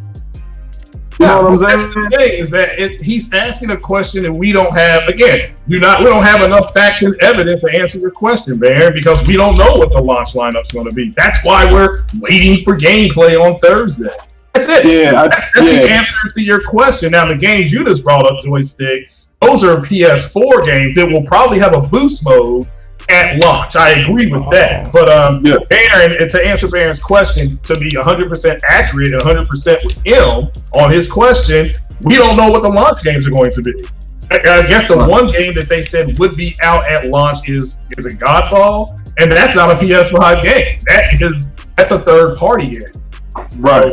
So, we're gonna just have to wait and see. I'm willing to wait and see. I've been saying that from the jump. But as far as you're excited about Halo, bravo! I'm glad you're excited about a game coming out. I'm excited for I'm excited too. I'm a Halo guy. I mean, honestly, bro, that's all they got. Literally, that's all they have is Halo. That's it, bro. Like, what? Come on, man. Come on, man. I need, bro. It's ridiculous. This is childish. That is immature for a company to sit here and just use one freaking game. Just one game. Oh, what's gonna be bigger than Halo Infinite? Bro, you know how much games Sony got up their arsenal, bro? Sony about to knock the win out of Microsoft. Yeah, that's why I think it's important that the, like you said earlier, that Halo gets a lot of the time at the July conference. Yeah, they almost have to resell the game, which is fine. I'm looking forward to it because I'm a Halo fan. So I'm actually going to be covering the TV show. I don't know if Baron even knows there's a TV show. Oh, Baron needs to stop. So I'm a Halo guy. I'm a Gears guy. So I hope Gears and Halo come roaring back. Because they need to, or else those games will end up on PlayStation and the Xbox division will be sold to Amazon. Yeah, exactly. I mean, real talk. And this is why I say, man, this is what it comes down to at the end of the day, because everybody's like, oh, well, y'all don't even know what the system looks like. You know what I'm saying? And y'all don't even know what games are going to be coming out. Well, with Microsoft, we already have an idea on what's going to be happening. But my whole thing is this. If you look at the footprint that Sony has given us from PS1 all the way to PS4 right now, it's safe to say that Sony is going to deliver. I mean, we already know those sequels, a bunch of sequels is going to be happening now. There's already talks that Horizon Zero Dawn 2, right, is going to be launching alongside the PS5, right? And we know that Horizon Zero Dawn 2 is going to be showcased at the show. You know what I'm saying? So, and that game, they say that is going to be a true visual benchmark for next generation. They're saying already that there's no game that looks better than that game right now. So they're really trying to raise the bar, right? On this weak station system that like some of these guys are saying, they're already saying that it's going to be a visual representation of next generation, right? On the weak system. Is there confirmation that we're going to see Horizon Zero Dawn? Because a lot of people that are saying that, if they don't show Horizon Zero Dawn, they're gonna be bruised egos. That's why I'm like, I'm just gonna wait and see what they show. But if they, I would not even say what they're going to show. That's why I'm just reluctant to see. Hey, look, I just want to see some gameplay. If they say third party and first party, fine. But they haven't said here's your list of first party games to see or third party. Yeah. So again, if it's Horizon, that's fine. But I'd rather see Horizon 1 with the boot code on, so that we can see what that looks like. Hey, what's the difference? Checkerboarded, 30 frames per second. What are you guys doing differently with this game? Or the Lost Legacy is 1440p. Is that all of a sudden going to bump up to 1800p or 4K, whatever you want to call it? So that's what, again, I'm interested in the tech side of it. That's why I wish they would have done that deep dive, then showed the game. Yeah, but they're not doing that. They're not doing that. They're showing the games first, which is fine too. And go ahead. No, if they release half the games they talked about, I'm telling you right now, Marlon, I'm coming in next podcast with a whoopee cushion. Oh my god! to simulate X booty dash performance. They're gonna come in. They literally look. Think about it. Oh my god! In the nail of the coffin, Xbox Series X is going to have a Halo around its console. That's what it's going to be. Man, like I said, man, both consoles is going to be great. Oh wait. Oh wait, hold up on this one. He said how the cappy-lipped fool is going to bring up that rumor of the 30 plus games at June event and not list the 30 games that were in that rumor. Oh, that's right. There were third party. Oh Lord Jesus, I'm done with Baron Black. I'm done. Yeah, I'm done. You sometimes you can't argue with people, man. You don't argue with people who believe their own lies. Honestly, I'm done. Podcasting, you don't do it. You just don't. It's like, well, I mean, if you're going to ask a question, ask a question. So, but at the end of the day, if you're just going to, well, what about this game? You can go online and see the rumor. That's why I don't really report on rumors. But everybody's different. Ah, God have mercy. Hey, but you know what though? Yeah, but you know what though? Like I said, at the end of the day, Thursday is going to be the first time, I repeat, and this is going to shut all this nonsense up that everybody else has been talking about. Thursday is going to be the first time in gaming history that we are going to see true representation of next generation. Okay? Actual next gen games running on actual hardware. No in-game engine crap. Okay? Right? There's no cinematics or anything like that. Actual gameplay running on hardware. Okay? The first time ever. All right? That's why everybody is so freaking excited, and that's why I'm hype. You know what I'm saying? Because it's like, bro, them third-party games, we didn't see no freaking gameplay. They just showed one freaking game. The one game that they showed off, I think it was one guy that actually made that game, right? And it's kind of like, okay, that's cool and all, but everything else was just like a bunch of cutscene, bunch of trailers, a bunch of cinematic stuff. And then Scorn, the game that a lot of people is thinking to themselves like, man, this actually looks very, very appealing. The Scorn trailer, right? They said that wasn't even running on the Xbox Series X. That was actually running on a Ryzen CPU with a RTX 2080 Ti, right? So, like I said, that was Microsoft right there. That was their head start to really show us what the Series X can do, right? But they didn't. So it's kind of like, okay, well, Sony is like, okay, all right, well, we're going to show you real gameplay running on the actual hardware. This is not running on a souped up PC or something like that, right? This is true representation of what you're going to be getting once we launch the system on June 4th. I mean, when they give us the event on June 4th, this is what you're going to get this holiday season when you get your system in. This is what it's going to look like. Let's give you a taste of what you're going to be getting. And that's what I'm saying. Like, bro, it's quality over quantity at the end of the freaking day. And what Microsoft has been giving us, what? Freaking quantity. Yes, I do applaud Microsoft for showing the box first last year, right? I do applaud them for talking about the specs of the system, right? I do applaud them for all the marketing stuff with the YouTubers. I think it was Austin Evans and all of them. I trust me, I appreciate them for doing that. But at the same time, instead of giving us freaking Minecraft and Gears of War, Gears 5 with some souped up PC specs, how about you use that opportunity to show us Halo Infinite, a 10-minute Halo Infinite gameplay running on actual Series X hardware? Well, they could have did that. I think they will in July. I think that's man, I ain't trying to deal with that, man. They should have been showed that off already. They showed You're right, man. There's no excuse. They should have, but they didn't, and now they have July to make it up. I expect to see Halo and Fable, and I need to see all of it. I need that smorgasbord put in front of me. I need to see those games running. Yeah. Same goes for Sony. I need to see games running on this new hardware, and then I need especially the SSD, because this is what we've been told. I know I'm going to buy the Microsoft Flight Sim game for my PC, so I already understand with the Azure cloud streaming the content through my SSD, what to look for. They've already said, here's what to look for. So that's what I would like Sony to do. But yeah, Microsoft showed me some gameplay. I mean, that's fine. Those games are gonna be on PC. I'll be getting them on PC, but seeing the gameplay and stuff like that is, you're right. A 80 Ti. And then these idiots online say, well, our console's going to be more powerful than 2080 Ti. It's like, no, NVIDIA is over here.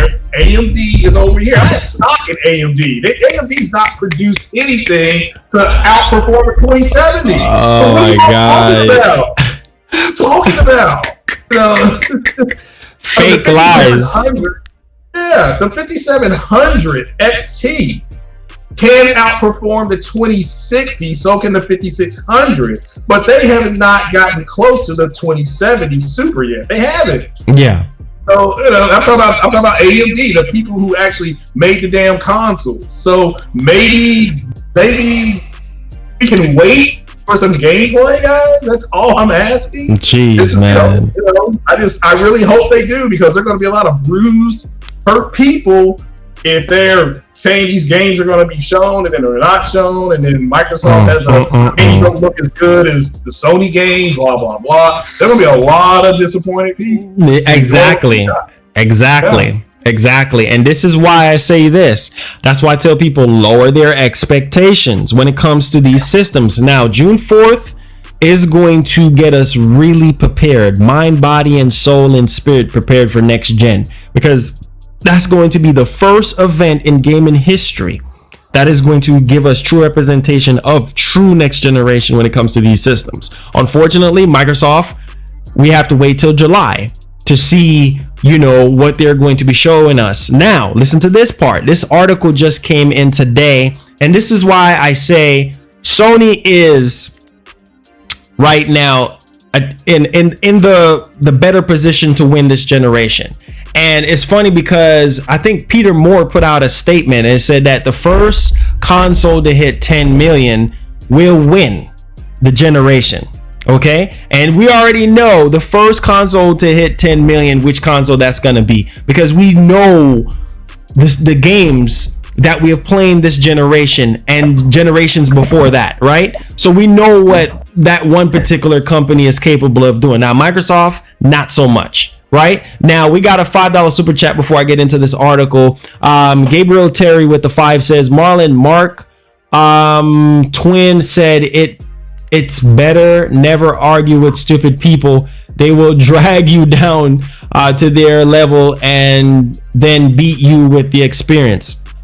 Facts. Now check this out, guys. PlayStation 5 has a better architecture than any console in history. I repeat, PlayStation 5 has a better architecture than any console in history, according to developers.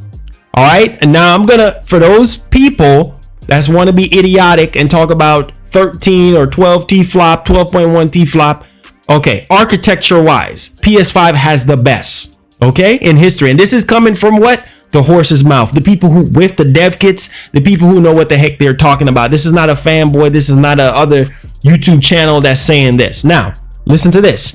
In a detailed article on the industry journalist VentureBeat regarding the upcoming Sony's PS5 game showcase, reporter Jeff Grubb has said that developers have approached the site to say that specs aside, Sony's console has a better architecture than any console in history, making it a joy to work with. Now, listen to this. This is what Jeff Grubb have to say. He says, what we know about the PS5 so far is what's inside the system and a few other details like Xbox Series X. PS5 features AMD hardware. This includes a Zen 3 CPU and a Navi GPU. The console also has super fast PCIe 4.0 SSD, just like what Ryan was talking about, that PCIe, okay? And a data transfer architecture to match. But the irony to this whole situation is, okay, everybody wants to say, oh, the PS5 is weak and this and that, and because it's 10 point something T-flop. Okay, we're going to shut that up right now. Now listen to this one.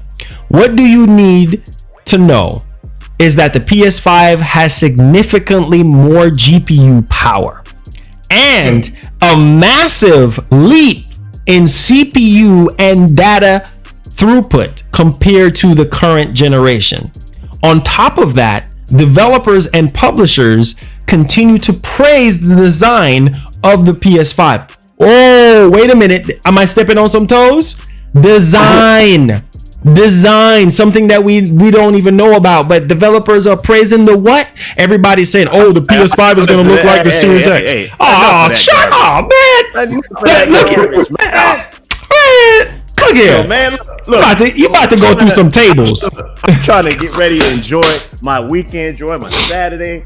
You know, people burning up cities. I'm just trying to go on and have a good time, but I can't have a good time. I'm trying to get dressed. I'm trying to look fly, but I'm hearing all this garbage from you while I'm getting dressed. I can't take it no more.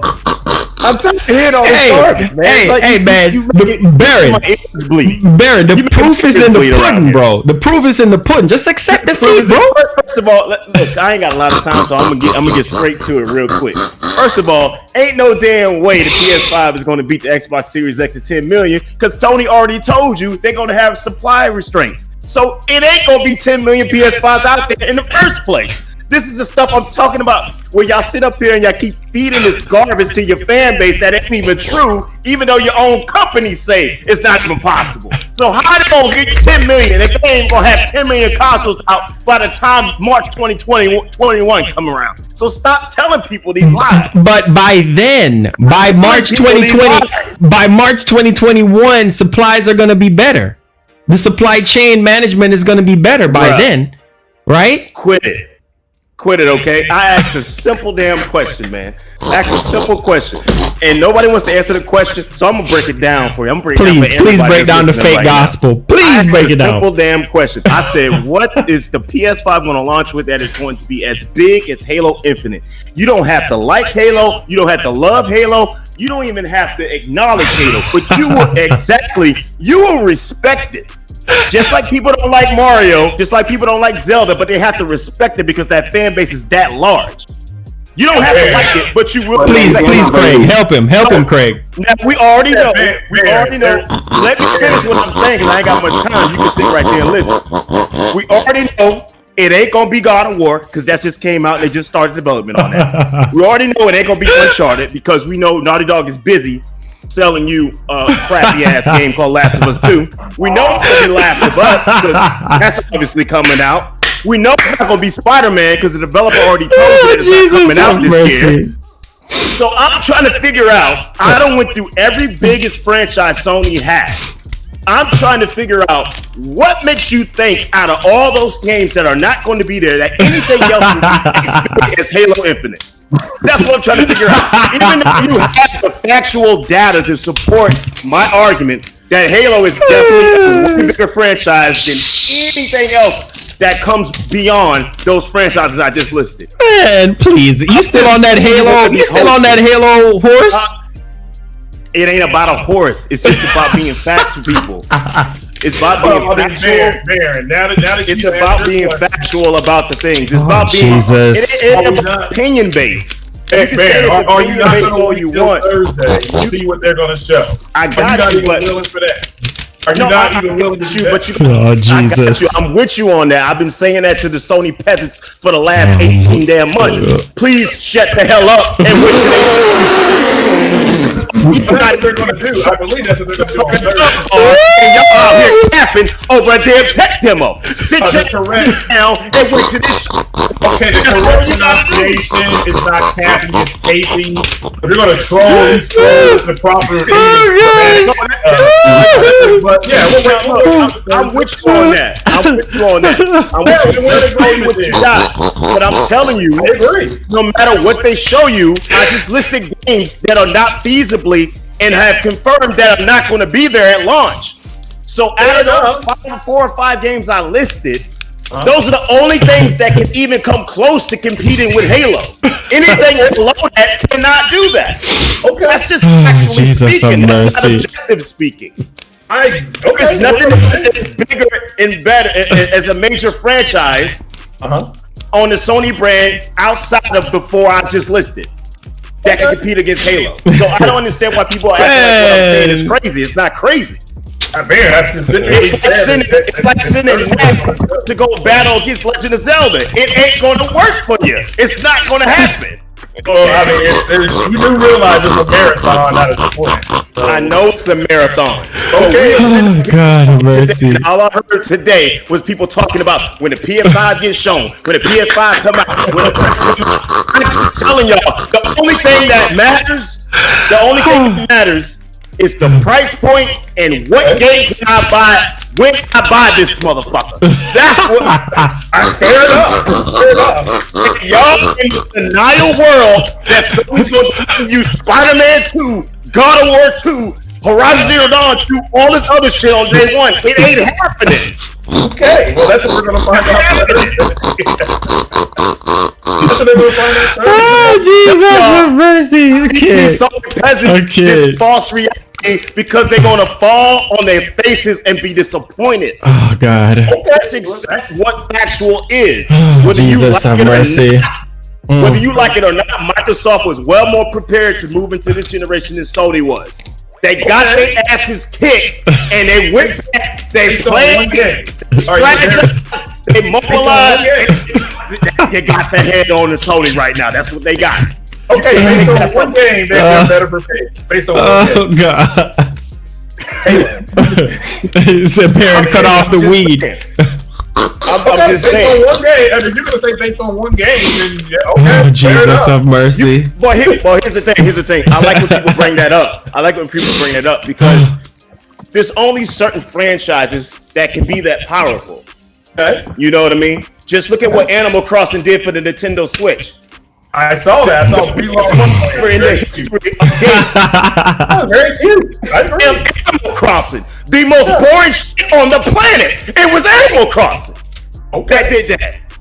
I'm pretty sure you don't like Animal Crossing. I don't like Animal Crossing. I don't think anybody in this chat like Animal Crossing. But what did Animal Crossing do? I don't know. What did it do?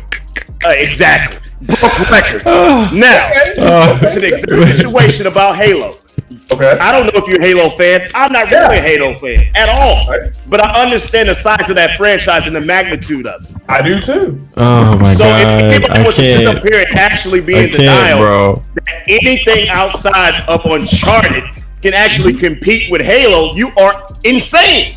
Oh Lord Jesus! Oh Lord, have mercy. Hey, I'm looking forward to the Halo TV show. Okay, so, we got a question. We got a $5 question. Ask Baron Black. Ask him if he thinks that Xbox Series X won't have shortage. Laughing my butt off, and it's Sony that will sell more consoles at launch too. All right, Mr. Black, go ahead on that one. Well, I'm gonna put it to you like this: which company said they will have a limited supply? Which company didn't? It's just simple as that. Do I need to say it anymore? You had one company tell you our supply will be limited. One company didn't tell you that. Yeah, one is launching. Didn't tell you that for shits and giggles. No, they didn't tell you to tickle your fancy. They told you that to warn you ahead of time. The Baron is correct, but for the person who asked that question, Sony's going to release in more territories than Microsoft. So Microsoft's going to have more stock of it. That's true. That is true. So, but Microsoft Xbox One in 2013 outsold the PS4 at launch. So that's not new. That is not new at all. Oh Jesus. I'm having trouble trying to find the sales for Master Chief Collection of Halo 5 right now. Man, let me tell you something, man. Halo will not. I'm glad you said that because when that thing launched, when that thing dropped on PC, the sales went through the roof for that collection. When people try to say Halo is dead, it's always evident that it's not. Man, Halo is dead, bro. Halo is finished. And I'm gonna give you a prime example. People called Nintendo during the Wii U era. Oh God. During the Wii U era. Oh Jesus. And here we are on the Switch era, and every single solitary franchise they have has hit record sales numbers. And Halo is done, man. Halo is finished. Why is that? Why is that? Because the same franchises were available on Wii U, but they didn't sell as well. But they're selling well on Switch. Why is that? Is it because that fan base died during that time? No. It was all about the product. It was all about the advertisement. It was all about the pushing of the product and with the product that the people wanted. Microsoft is answering every call to everything that people complain about for them, and they're answering it. When you have a product right now. Jackie with the 50 said, "This is insane." Thank you, Jackie. There's no saving the Xbox One. That's done. Man, Xbox One dead and buried. Dead and buried. Dead and buried. It's done. But for y'all to really believe that it cannot. Nintendo showed you exactly how it was done. Even Sony showed you how it was done. Going from the PS3 to the PS4.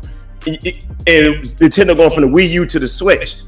I don't know why y'all think it can't happen for Xbox. Nobody said it could. Man, look. Who is y'all? You don't say y'all and people. That's very different. If I just listen to this podcast and all I hear is that the PS5 will do this, the PS5 will do that, the PS5 will do this, I'm like, so Xbox has no shot, even though they're far ahead of the game right now. July is their shot. July is their shot. July is their shot. And after July, if I don't see anything on their July event, if I don't see a darn thing, I am done. I am done with Microsoft because they had so much freaking opportunities to come out here. Sony, since they said this thing existed, and you're not done with them, but you're done with Microsoft. You haven't seen a goddamn thing but an oversized Dove bar of a controller. But you think hold up. But that Dove bar controller is way better. Way better than what Microsoft is offering. That Dove bar controller is way better than that Series X controller. That Series X controller looks exactly like the Xbox One controller. Bro. Oh my God. That Series X controller looks exactly like the Xbox One controller with one button, with one new button there. Controller. I don't know what the hell you're talking about. Look. You're gonna switch DualSense is gonna take a crap all over that Xbox One controller. Do you see the patents? Do you see what developers are actually saying about DualSense? That is actually going to a lot of stuff from Nintendo. I see that. Oh Lord! Hey, look!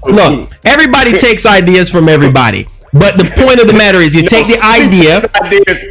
That's all they do. You take the idea. Been built on. You take the idea and you make it better. You take the idea, you make it better. Sony is just Eddie Guerrero. Oh, Jesus have mercy! So they lie, they cheat, and they steal. That's all they damn do. That's all Eddie Guerrero. Oh my! Latino Heat, right? That's Latino. That's what I'm saying. Legend, Latino Heat, legend, bro. Yeah, he's a legend. He's a legend. But they stole his motto: lie, cheat, and steal. That's all they do. Oh God, mercy. I mean, all it. So is Nintendo. Nintendo too. Nintendo too. Stealing. That's all they do. So Bill Gates. Ain't nothing new under the sun, yo. Ain't nothing new. Ain't nothing new under the sun. That's true. But it's what you take with that. Thank you so much, Jackie, for the 20. It's what you do. Okay, if you're gonna, you can read the super chats real quick. So I have to get out of here. So okay, you gotta go look fly, man. Have a good time. Barrett, you don't read them. So Barrett, somebody said some garbage toward me. Oh Lord Jesus, here he go. Okay, the $5 super chat from Ultimate President say him. I'm guessing he's asked him. Microsoft won't have problems with shortage because they won't be that many people buying the console than the PS5 buyers. Don't be Christian. All right, go ahead, Mr. Black. Go ahead and damage control that situation. I guess that was funny. They're not executing a plan in as many territories. They will have more stock available. That's good. Really, the only territory they probably won't have a bigger presence is Japan, but they seem to think they're going to do better this time around, which they won't. But because they're an American company, it's just not going to happen.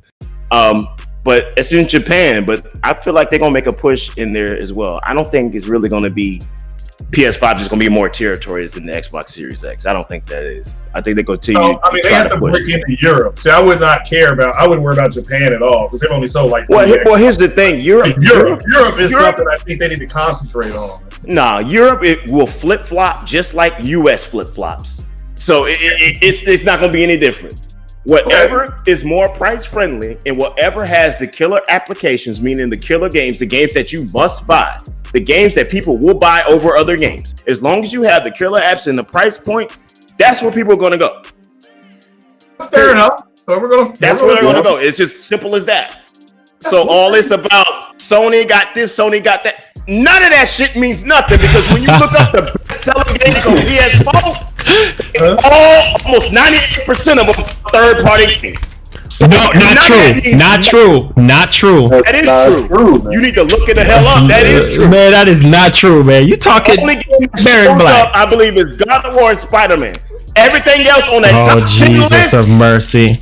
everything else on that top 10 list is a third-party game, and a lot of it says Call of Damn Duty on it. So you can sit up there and say all the garbage you want, but the facts are always in the numbers. Bro, The numbers. I can't wait to do it. I'm telling you that right now. Just like y'all hope for them 13.3. Last of Us 2 alone. Last of Us 2 is going to be the best selling PlayStation franchise. Right? Going off into next generation, right? It's already outdoing Spider-Man. Of course, it's the truth. Jim Ryan said it. Yes. It's already passing out Spider-Man in pre-orders in Europe right now. True in Europe. In pre-orders. Yeah. Yeah, that's how okay. they track. Nice. Okay, that's how they track enthusiasm, right? I mean, because you put on shows. If you tracking Spider-Man in pre-orders, that don't mean a damn thing to me. Yeah, you do. That's how you track enthusiasm. Oh, bro. Lord, have mercy. No, he said Last of Us 2 is going to be the best-selling franchise. Period. From this day. It's tracking. That's a tracking number right now. That's it. All they telling you is that more people are pre-ordering the game when it first gets launched out right now than Spider-Man 2. There's a lot of games that sold more than Spider-Man. So I don't know where your mind is. But here's the thing. Here's the thing, though. Here's the thing, right? At the end of the day, what does Microsoft have? What you've been preaching on this whole gospel situation? Halo Infinite. That's all they have is Halo Infinite. Okay? And at the end of the day, on June 4th, we'll have an idea of what we're going to be getting at launch for PS5. And I am telling you right now, Series X will not outsell PS5 And that's a fact. And that's a fact. Not an opinion. That's a fact. Why are you saying that? Because what? Okay, based off of what? Based off of history. Based off what? Based off of history, of what history has given us over the years. What okay. Okay. All right. What is Sony? Let me ask you. Laughing. What is Sony's greatest strength? You know what is Sony's greatest strength? Their exclusive games. Their single player games, right? Who? Sony. Their greatest strength. Let me answer your first question. Okay, go ahead. Because y'all like to quote Jim Ryan, but Jim Ryan said itself, it doesn't matter what they did before the generation. They have to make people rebuy the system the next time they go around. That's so all y'all, that's everybody. That's everybody. Right? But why are we sitting acting like PS5 is a done deal? If the CEO of a PlayStation doesn't believe PS5 is a done deal, why are we sitting in this chat? In this I mean, it's not good to rest on your laurels, right? He's talking from humility, though, too. He's not talking through humility. He's talking through common sense. That's not common sense. Because Xbox is sitting there saying, "Oh, we hired 13 new IPs," but then when they bring their behinds on stage, you see nothing but freaking mobile games and all this other BS. What does that have to do with what Jim Ryan said? What is that? Because I'm saying if the CEO of a company says, "Oh, we've got something," or "We don't got something," and then you listen to them and they say something completely different, they're just talking from their stand. What does that have to do with what Jim Ryan was saying about PlayStation? I think he's talking from humility. Every time a console is about to be released, he's talking for common sense. Because PlayStation went from PS2 to PS3 and they fell on their fucking face. He understands that it's not guaranteed. Nintendo went from the Wii to the Wii U and fell on their fucking face. It's not guaranteed. Okay, so what makes it any different from Xbox Series X? Because you're making it sound like it's guaranteed they're gonna win. I'm not making it sound like it's guaranteed they're gonna win. I'm making it sound like 15 minutes talking about how they're going to dominate with Halo Infinite. That's it. Jesus. I talked about which game was the biggest game. But it's not going to be. It never has. Okay, look, Halo is Halo is dead, man. Listen, Halo is one of their best sellers. But it's not going to carry Xbox Series X to beat a console. It won't. That's all you got is one flipping game. That's all you got is one game. That's it. You got to do better than one game. You know how many games Sony got? You know how many games Sony got? Come on, man. I'm agreeing with you. I already asked you about that, and y'all already agree with me on that. So no. I'm agreeing with you on one thing, but the overarching argument you have is not true. Halo never has and never will lead a console generation with just Halo. It will never happen. And you basing that up for what, though? I'm basing it off of numbers. Look at the research, like, period. I know what the numbers are, so I'm trying to figure out why. Here he go with that mess. Xbox, regular. Oh my gosh, Xbox 360. Look at that. How many sales came from Halo and not any other game that was close by? That people went to go pick up an Xbox 4. It wasn't just Halo. Oh, I know that. I'm glad. You know what? I'm glad you said that. But what I'm saying is No. Let's stay right there. Don't move. When the Xbox 360 came out, Halo was a part of it, but it was other games that were a part of it. Exactly. A lot of those games were what? Third-party games. Exactly. The Xbox 360 became that third-party platform. And that's what they banked on being until, guess what? Sony switched that shit and they became the third-party platform with the PS4. So if y'all gonna sit up here and acknowledge what made the 360 jolt ahead, you got to acknowledge what made the PS4 jolt ahead. That wasn't the only thing. No, I'm not gonna let you take that. I'm not gonna let you take that because you know good and well. That was not the only thing that made Xbox jump ahead. Pull up the best-selling PS4 games on the MPD. Do I have to do it? Please don't do it. Go ahead. I'm gonna have to do it. Go ahead. While you doing that, we're gonna take this super chat. Good and damn well.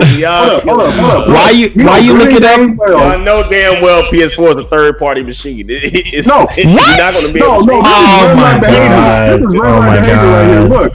So good and dang well. I'm done. You know good and dang well that Xbox 360, most of the people that play Xbox 360 was using it for their cross-game chat. They were able to do all this other stuff.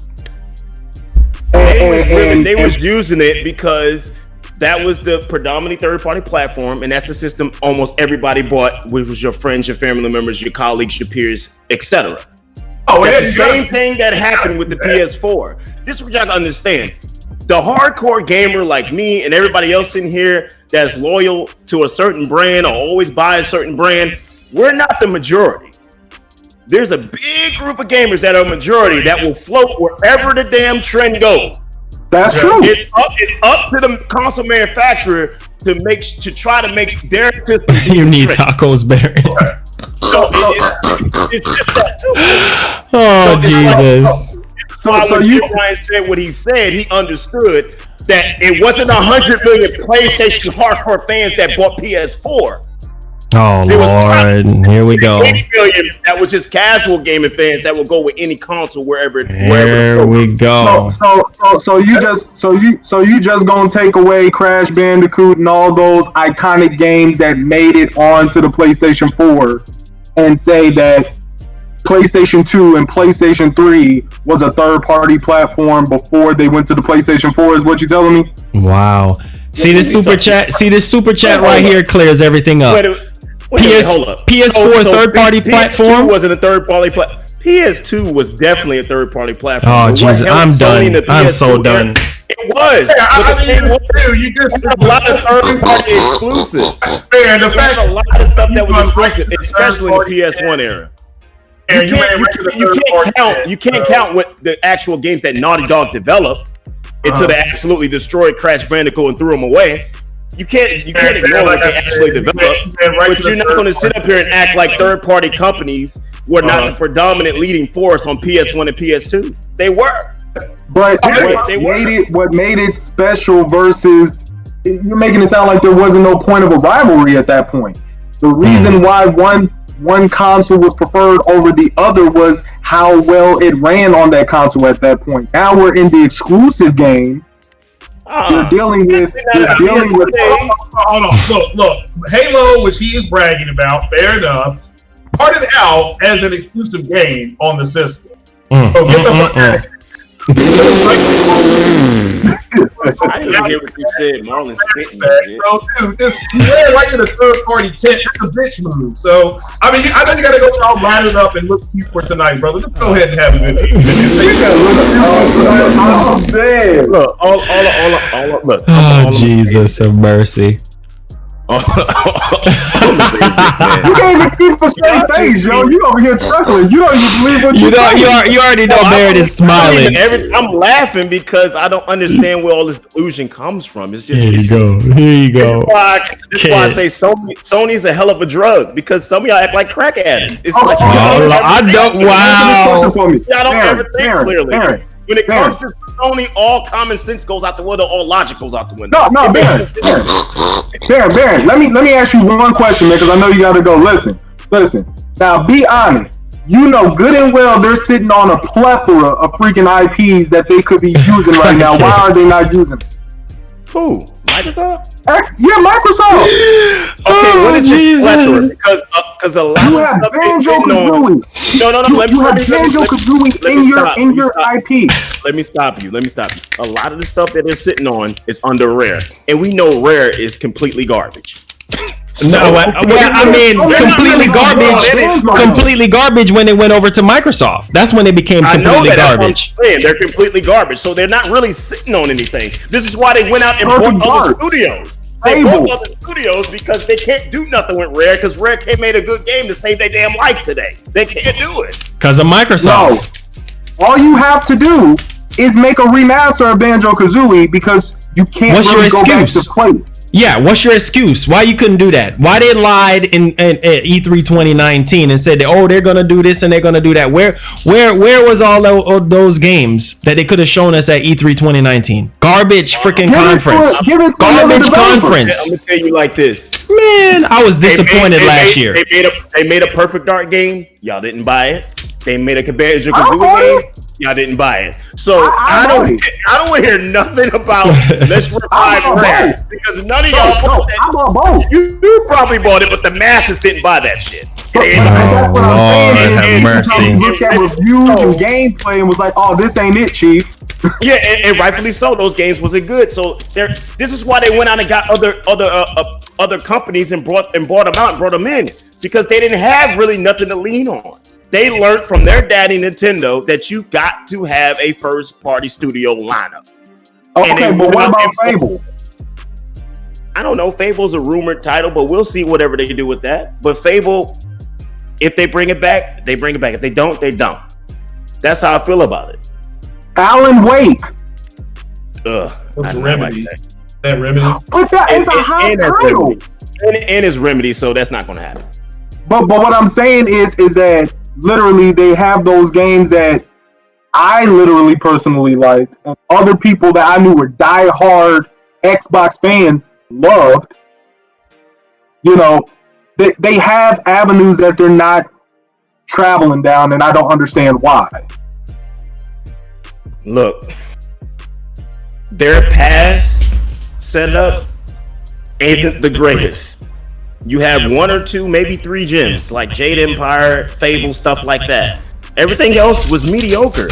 So I don't blame them for getting new studios to try to build new experiences. It's time to build double A studios. Double A. You know what I'm saying? So double A studios. Double A. You keep your good shit, your Halo Gears and Forza, and you start building around. Man, tired of that, man. I mean? Build around something else. Tired of that mess, man. Come on, man. Tired of all you want, but the fans ain't tired. No, tired. That's all you've been doing since 2001. I'm tired of that, man. Just like Sony peasants come to me and tell me I'm tired of Mario, Zelda, and Metroid. You could be tired of it all your damn. Nobody's saying that. And look, I'm tired of Mario. I'm tired of Zelda. And something new, something different. Okay. What is Zelda keep running away? Zelda keeps running away from Link because his sex must be bad. So, so at the end of the day, if you're on a third party train, then yeah, I mean, you brought up Jade Empire, which I love, but that was a BioWare game. Okay, Man. so, I love that game, but that's a BioWare game. That was not a Microsoft first party game. So, my Jade Empire. Jade Empire, yeah, that was BioWare. That was exclusive. It was exclusive to the Microsoft. Here's the thing. I don't know who really owns that IP. BioWare owned it. I'm assuming Microsoft owns it because I'm pretty sure BioWare would have did something with the IP. So they never made the sequel. They went with Dragon Age. BioWare is owned, by EA now.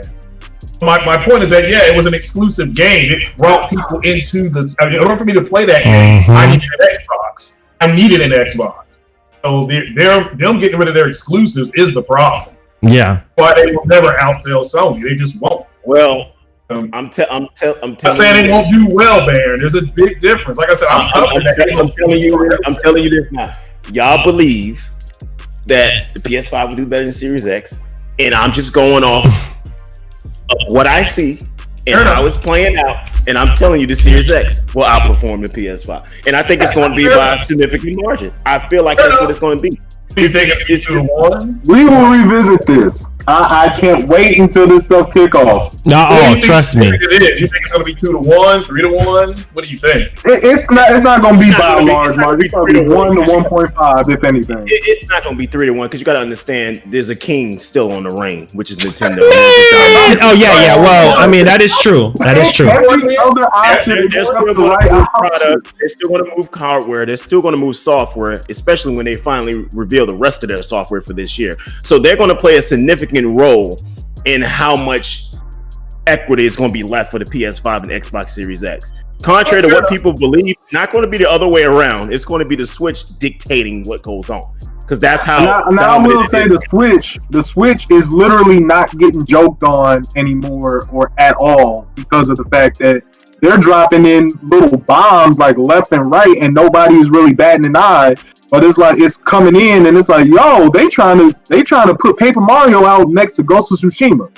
Like, oh no, it is a exclusive game. Switch is selling because of the exclusive. Nintendo's like, if you want to put third party on here, fine, but their bread and butter is their first party IP.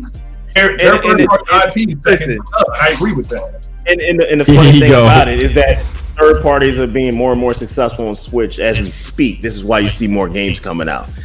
You know what I mean? So it's the tie. I think somebody put out. I think it was Capcom. They put out their financial report that I think Switch was 23% of their sales and Xbox One was like 4%. Jesus, terrible. Everybody wants to sit up here and try to.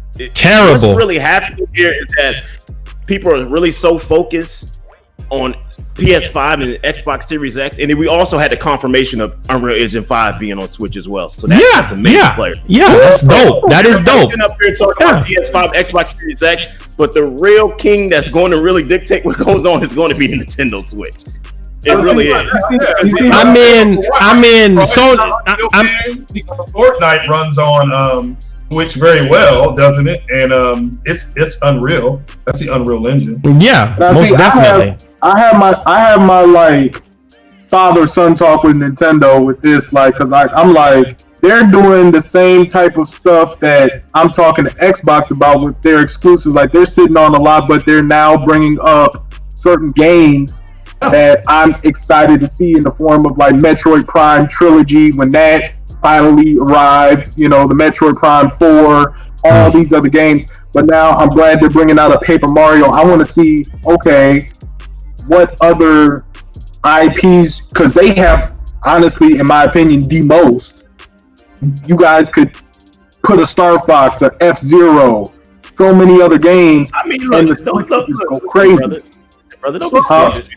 No. All I want to say, don't be scared to say it. They have the most and the best first party lineup. It is what it is. No. I wouldn't say they have the best. I would say they have the best. There's no debate on that. Oh, here he go. Debate about that. Aaron, as much as I debate about the Xbox Series X and PS5, are you gonna pick the whoopee cushion or are you gonna pick Mario cap? Which one are you gonna wear today? Whoopee cushion? Are you serious? No. Oh, Lord have mercy. I am so freaking done. Oh, wait. The biggest debate I had was about the check this out. Check this out. Try to take the crown from Nintendo when they had the crown forever. It's never going to take away. Lord have mercy. It's too big. It's too big. It's too expensive. I mean, it is true. That is true. But here's my thing, though. We got a $5 super chat. Says the last 3 Halo games critically were lackluster and sales numbers decline. What the F makes you think the next Halo will be great? Thank you so much, Andrew. Thank you, Mr. Black. All right, so go ahead. You're up on the chopping block. All right, do you know how much Super Mario Odyssey sold? Oh, what the heck? Super Mario. Yeah, wait, how much did Super Mario Odyssey sell? I know it did great. I don't know exactly how much. Mario but Odyssey is at 18 fucking million. 18 million. Okay. How much did Super Mario 3D World sell on Wii U? How much? I think it was 4 million. They have a loyal fan base. Do we have to take it back even further? How much did Super Mario Galaxy sell? I believe what was it 10 million? One was 9 million, one was 10 million. Yeah, Mario 10 million. Odyssey, Yeah. Mario Odyssey is at 18 million. Okay. All right. And it had a significant dip from Galaxy to 3D World. And it's exclusive. So what makes you believe that Halo that a franchise cannot recover? Man, look. So you said all of this. So you saying all of this to say that Halo is gonna be great, basically. Halo is gonna be great with Halo Infinite because 5 was garbage. 5 was garbage. We don't know that yet. But for you to try to sit up here and try to put the past of what happened on what was going to happen with Halo in the future is dumb. When I keep giving you examples of how when the past didn't look too good, it turned around and the future was great or even better than it was before. That's a different argument that you were making earlier. If you want to say that Halo isn't, they're making a Halo TV show, Baron, so it's not dead. So it's not dead. They got enough. I never said it was dead. I don't understand why people say that. Well, nobody here has said it was dead. Has it not sold? Marlon did say that shit. What are you talking about? I didn't know what I'm saying. All right, look, it hasn't sold as well. Even you got it. That's what I meant when I say it's dead. It's not. Okay, but look, he brought up the Mario numbers. It's like a particular installment doesn't mean it's dead. I didn't say that. No, but you brought up the numbers, Mario, and those are the accurate numbers. You at least have to be fair and say, yeah, Halo's numbers aren't what they used to be. That's it. That's a fair statement. Doesn't mean it doesn't. What I'm saying, even though Mario's numbers fluctuated from Wii to Wii U to Switch, Mario's brand recognition is still the same power. Even though we only sold 4 million on Wii U, he still had the same amount of brand recognition and power. That's what I'm trying to give you with Halo. I understand that. So Baron, I just want you to say that you believe that Halo itself is going to carry Xbox Series X past PlayStation 5. Yes, that's what he's saying. Go ahead, Mr. Black. Go ahead. At launch, it will be. Nah, man, I'm done. It's not going to do it because it never has. I'm done. I am so done with Mr. Black. I'm done. I'm done, man. That's just the facts of the matter. That's what it is. So you saying Halo Infinite is gonna carry Series X at launch and it's gonna outsell the PS5? Yeah. Wow. Okay. I hope you're ready to eat your words. Unless they have some secret Uncharted game in development. Uncharted? They don't even need Uncharted. They don't even need Uncharted to do those type of numbers. Well, the bottom line is the Xbox One, the first month it was outsold the PS4. So it's not unheard of. Wouldn't shock me if they did it again, but it's a marathon. He's going to fly past it again, probably by April or May, just like last time. But see, that's the thing. That's the thing. They have their setup. They have their lineup. You know, They need to. I don't need to leave EGO dual dimensions and call it a day. They'll outsell PS5 by then. Man, look, Nate, bro. Look, all I'm gonna say, it happened before. It can happen again, and we have seen two companies display that. It has and I don't not understand happened. why you think it's not possible. It has. I mean, anything is possible. And what's crazy about it is that they're taking the page from Nintendo and they're launching with the biggest franchise that they have. Name a console that Halo led the entire generation on. It's just, I really can't. You really can't. The original Xbox the original Xbox, but the original X, it didn't lead anything because they was new. They was new to the whole game. So you really can't. You said what? I said good night because Halo is supposed to be the leader for your Xbox, right? For your whoopee cushion, yeah, right? Master Chief. Yeah. He's the head of Xbox. If it did it before, then it's going to do it again, right? If it never has, how is it ever going to? Was Halo the same size and popularity when it first came out on Xbox that it is now? I would say so. With the large amount of commercial. He said, "Get the tape." Halo is significantly way bigger than it was when the original Xbox first came out. Jesus.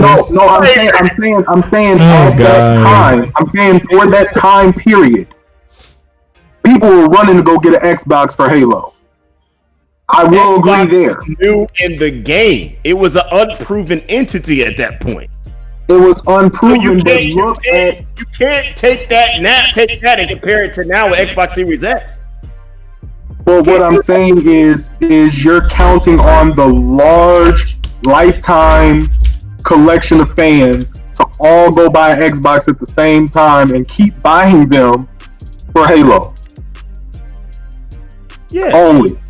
And not just only for Halo, just the same way you are counting on 100.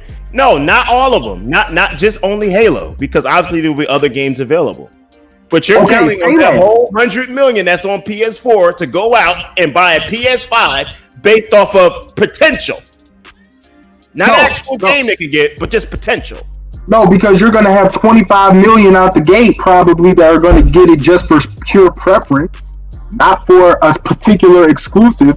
Nobody's preference 25 million out the gate to get it for preference. Yes. You really oh God. believe that the hardcore market, meaning the real hardcore nail biters that watch YouTube and do all this console war shit all the time, you really think they're that large? Because I'll tell you why, Baron. Because you know how many. You can tell me why? Because that's not factual. No, it is factual because I remember how many people on Twitter were complaining that they had Killzone Sleepfall and Resogun, and that's all they had for a good solid 6 months because they thought the PlayStation was going to be that console, and it took a while. I remember, I was there. I had Warframe, Resogun, and I had nothing else to play, and I took to my 3DS. Oh, Lord have mercy. You know what? Look. The proof will be in the pudding come June 4th. The gaming market is the majority, and they're overwhelmingly the majority. We are the most vocal. Definitely. And they usually fall in line with what we say. Usually. Not all the time, but usually. But you still got stuff like Call of Duty that's absolutely the best-selling thing on your platform of choice. So they usually follow what we say, but not all the time. Not all the time, but you gotta understand, they are the overwhelming majority. If they drop Uncharted, let's just say, look, I'm gonna give you an example, like as random as you're giving about Halo Infinite leading Xbox Series X. If Uncharted 5, let's just say random, if Uncharted 5 was to be announced on June 4th to be a launch title, it is immediate game over. Yeah, it is. What? You just said it. You just come on, Baron. You just said other than. I didn't say game over. Lord have mercy. Okay. Let me retract my statement and then add to it. Let me retract my statement. Let me retract my statement real quick. Okay. So I'm gonna add to this. Please. East KY. What East KY said. All games are backwards compatible. Emulation. It doesn't matter what it is. Plus Uncharted 5, and then God of War 2, and then Last of Us Part 2, and then Ghost of I'm giving you the best case scenario. I'm showing you what it takes for a console to lead a generation. It's never just one game.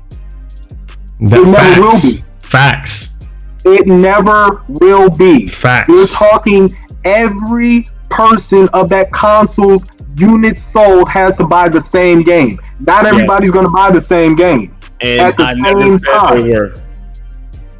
I never said but you have to say that if you're saying that Halo is going to lead the Series X. I don't have to say that because you're telling me the PS5 is going to lead the Series X with nothing. No, I'm saying with the potential that it could carry. I'm saying with the potential that it could carry, it has a lot more to offer than the Xbox Series X at launch. Facts. It has all those potential exclusives. Just name 50,000 freaking exclusives to one. Facts. You naming stuff that is highly unlikely and most likely and not. You're naming stuff that's highly unlikely to happen for the Xbox How Series is Halo X? Infinite highly unlikely? How's it highly unlikely? Okay. Halo Infinite is highly unlikely to lead a console to the promised land of success alone. That's what I'm saying. Line. Listen, I don't know how many times I got. Let me break this down one more time. Okay. If you say 1 month, if you say 1 to 3 months, I'll give you that. It may even be longer than that because Halo. Okay. We're talking short term now. For a while. I can see short term. Halo's been out of the fold for a while. So no. But listen. I will give you short term success of carrying. I will. That's as far as I'm reaching my neck out. But I'm telling you, 7 years. If Xbox Series X goes longer than a year and a half with just Halo Series X. Facts. Okay. I'm telling you now. Facts. When Sony gets on what they want. Hold on, let me get this straight. So Facts. you have the illusion that Xbox Series X is only gonna go with Halo Infinite for a year and a half. In that year and a half, Sony's gonna drop all this other shit that you No. Please clarify, joystick. Hold up. Let me clarify. I'm saying. I can tell you right now, that's not going to happen with the Series X. Oh Jesus! No. Listen. But this is good. Because look, check this out. If you're saying that the strongest title on their platform will lead them is Halo, you got to think about Gears. We should be bringing Gears into this. Facts. We should be bringing Forza into this. Facts. We should be bringing Fable into this. We know it's going to happen. We know. But what I'm saying is, when is it going to be a year and a half later? We don't know right now. Just like we don't know when you're going to play the next God of War. We don't know when you're going to play Horizon Zero Dawn 2. We don't know when you're going to play Spider-Man, even though they said 2021. They didn't give you a date. But we don't know when. So I'm trying to figure out how are you putting the PS5 ahead when you have more questions than answers on the PS5 side?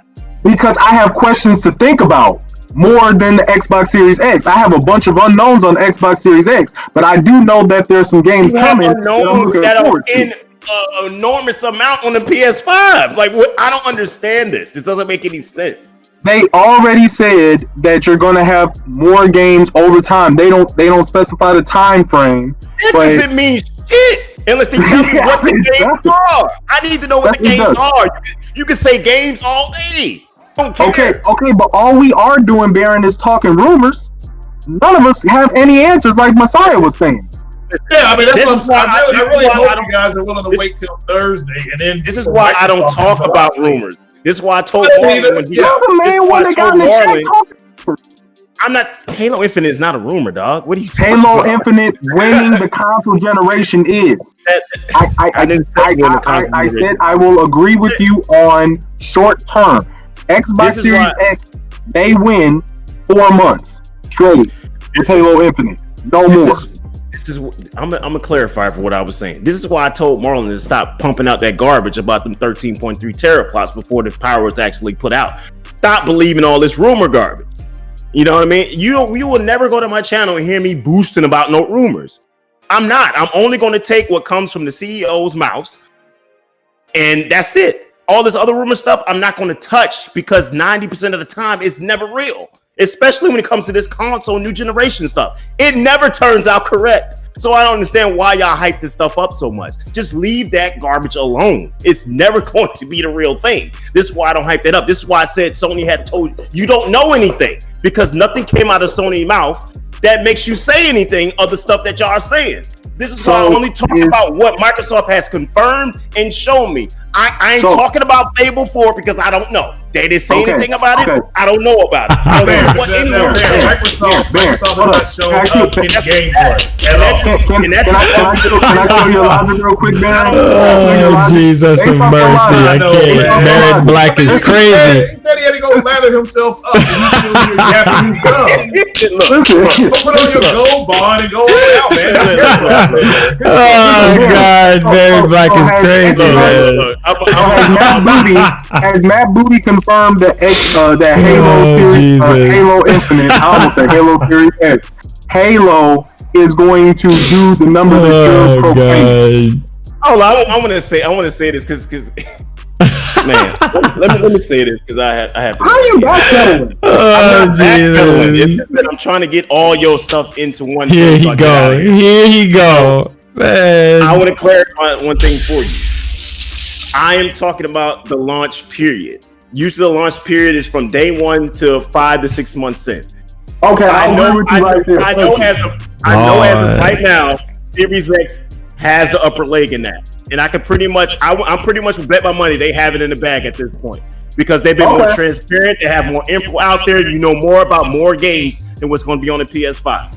You already know they're not going to price themselves out of the race. Because they did that last time and they failed.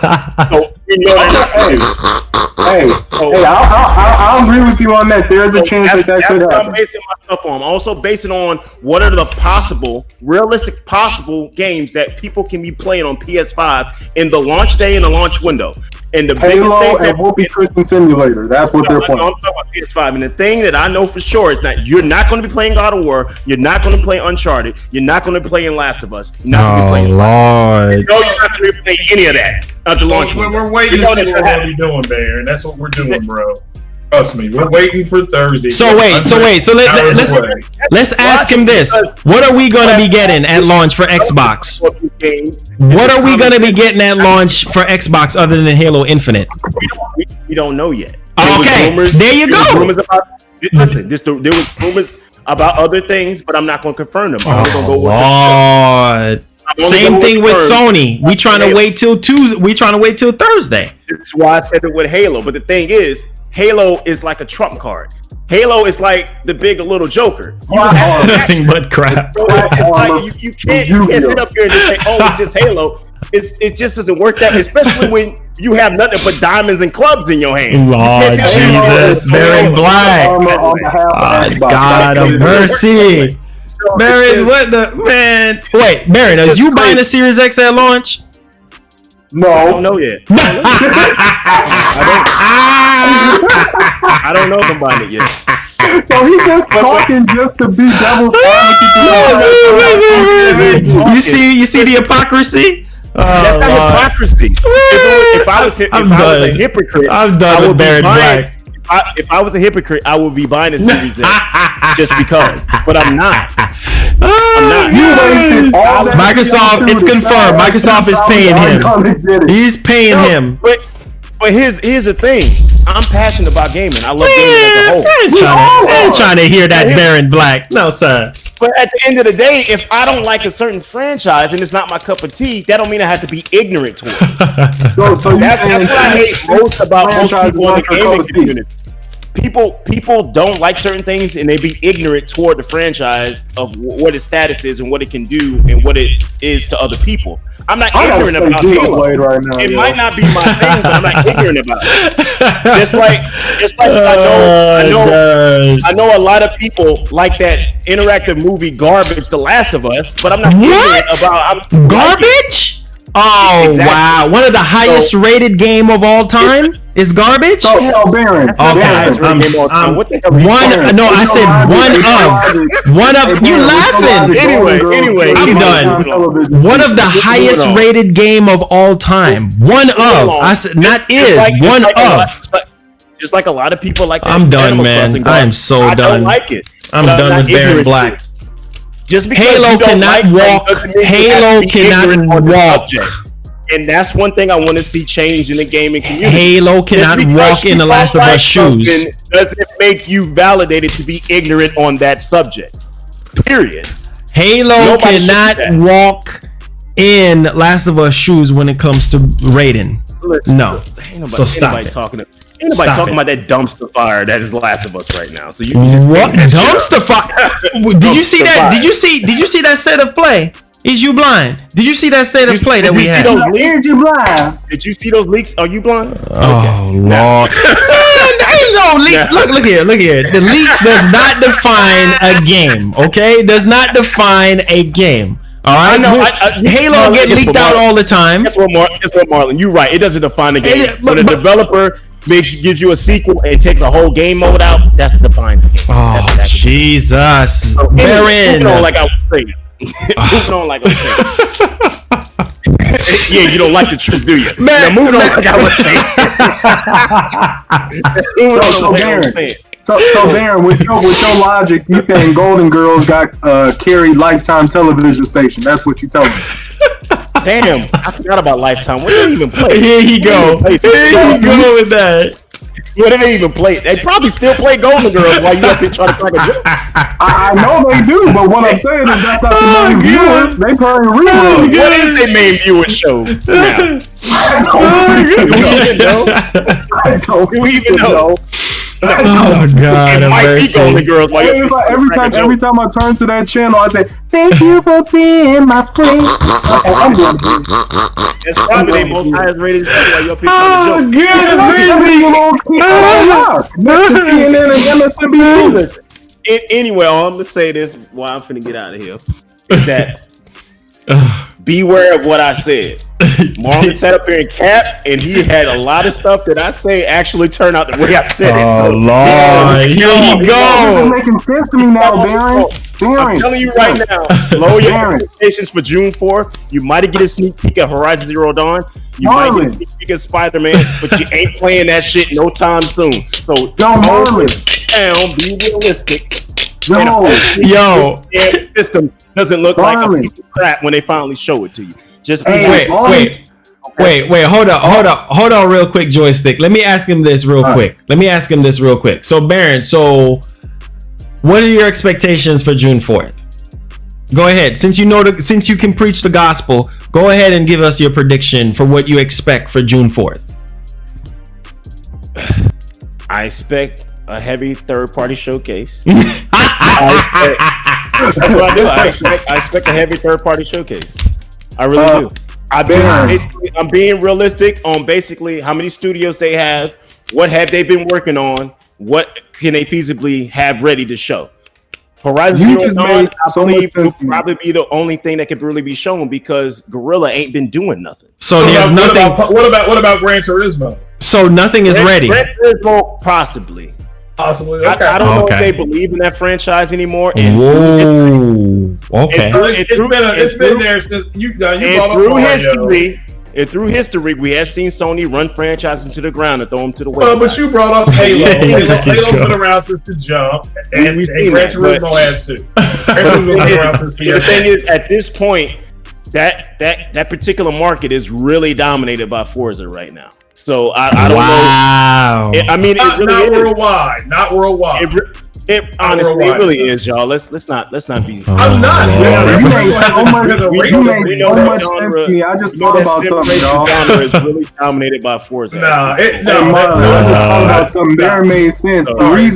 The reason why people bought so much toilet tissue is so they can be ready to wipe their behind when Xbox Series X goes down the toilet. Well, that could be it too. But man, BT Sport has a racing league. They're part of the FIA racing league. Tell him, Craig. Tell him. Game overseas. So tell him, Craig.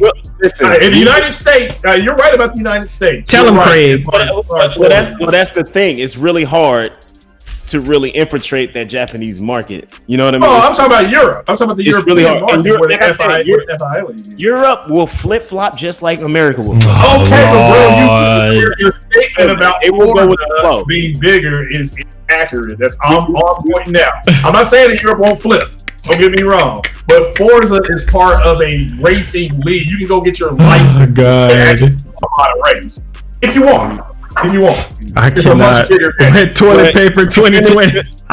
let me finish answering Marlon question. Yes, sir. Yes, please go ahead. Let us know what your expectations is. I think you get a teaser of Spider-Man. Okay, that's one. I think you will see Horizon Zero Dawn 2. That's two. And it's going to be the rest of it. It's going to be some third party. So Baron Black. So you're telling me only 2 first party titles will be shown at this event? That's it. I mean, they might have teasers for others, but you got to think about it. People got to have time to create these games. That's true. You gotta understand that they have to have time to create these games. So you disagree? No, it's facts. You want them to do?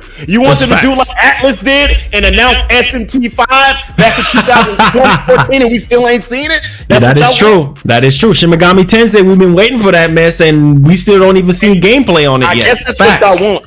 I don't know why anybody would want that for a console reveal. But trust me, Sony probably be stupid enough to do it, but I don't think that's what people want to see. Yeah, they actually want to see something tangible, especially if you touting I'm feeling finally to see PS5 exclusive gameplay. I don't think you want to just give people teaser trailers with really nothing in it. Yeah, that's why I only said Spider-Man and his Horizon Zero Dawn 2, because logically looking at it in the development cycle of these games, those are the only 2 that I can really feasibly see that can be absolutely shown. Man, you're making my scalp itch. Hey, man, God! If you think Sony developers can put together a playable demo in a matter of months, then you go ahead and be hyped for it. Wow! I've seen it happen. All they have to do is pull a few assets and make a short build off the gameplay they already have, and say game results not final. Because why would you do that if you're trying to show up a next gen console and what we can do in the next generation? Stuff about to heat up now. Before. That would be the worst thing ever, because especially for your Sony fan brethren who've been clapping at Microsoft about not showing true next generation experiences, you want Sony to do that? No, absolutely not. Oh, wait. Here comes the RKO. Hold on. Here comes the RKO. Andrew with the $5 says GT Sport sold more and has more online players than all of Forza combined that are out. Yet, Baron lies again.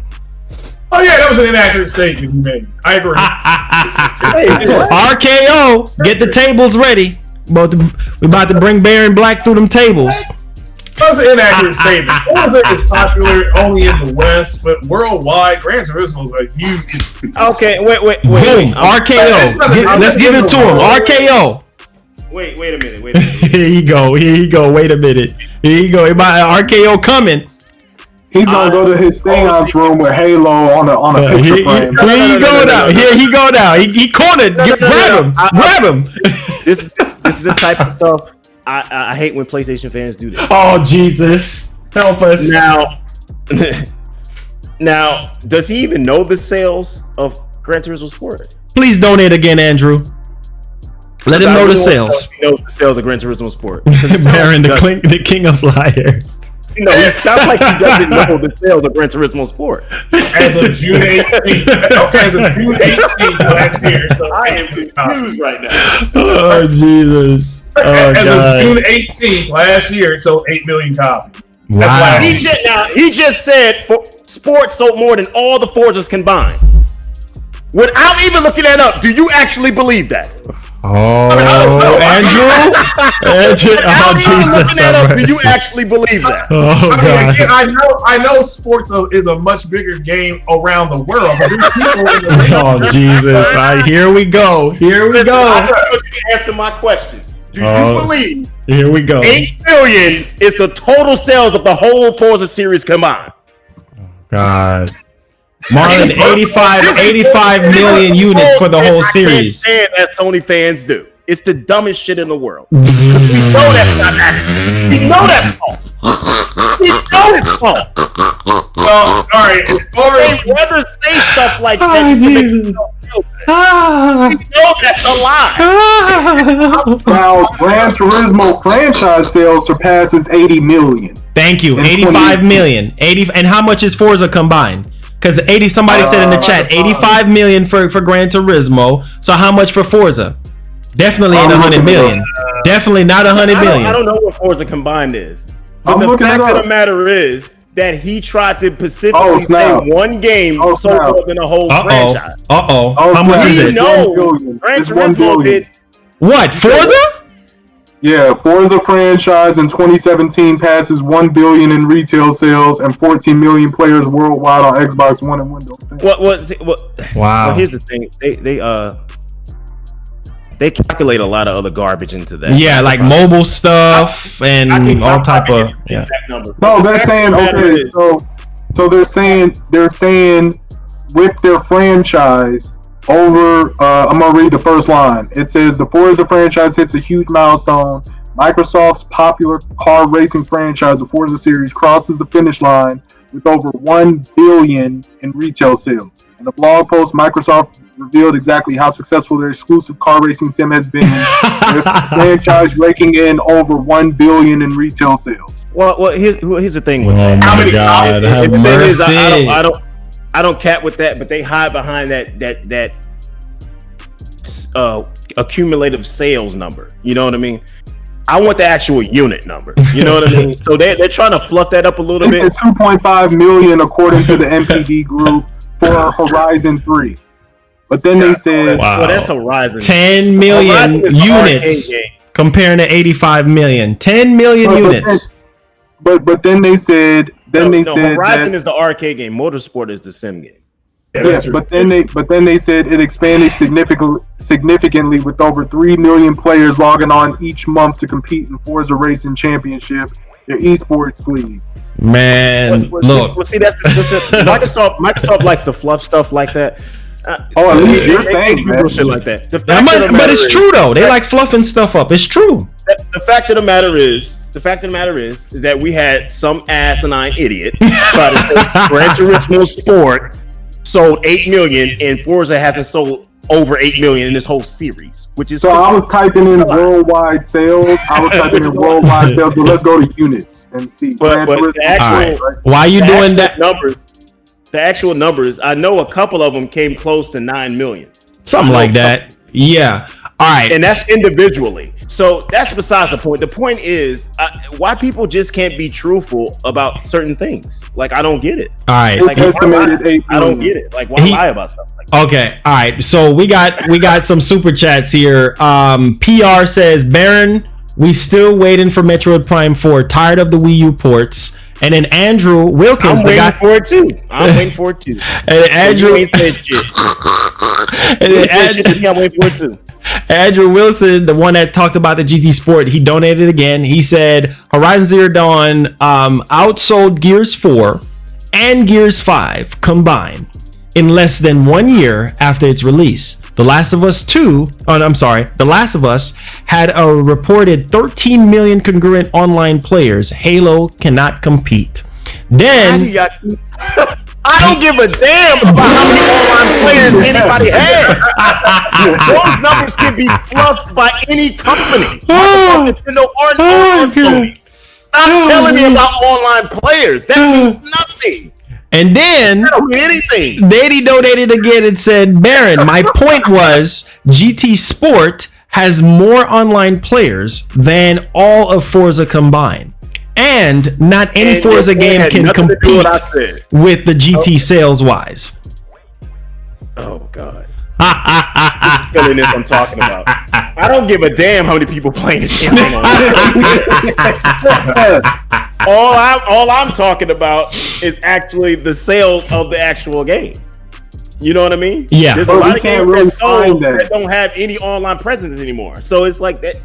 I don't We give a really damn can't about find that though. that. Like, you said what?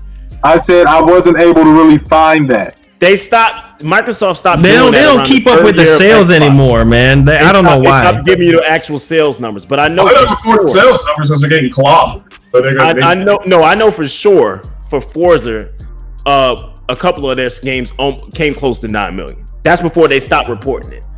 That was around when NPD stopped giving you actual numbers. They just gave you dollar sales. Yeah. So I hate that they changed that shit. I wish it would go back to what it was, but it is what it is. There's nothing you can do about it.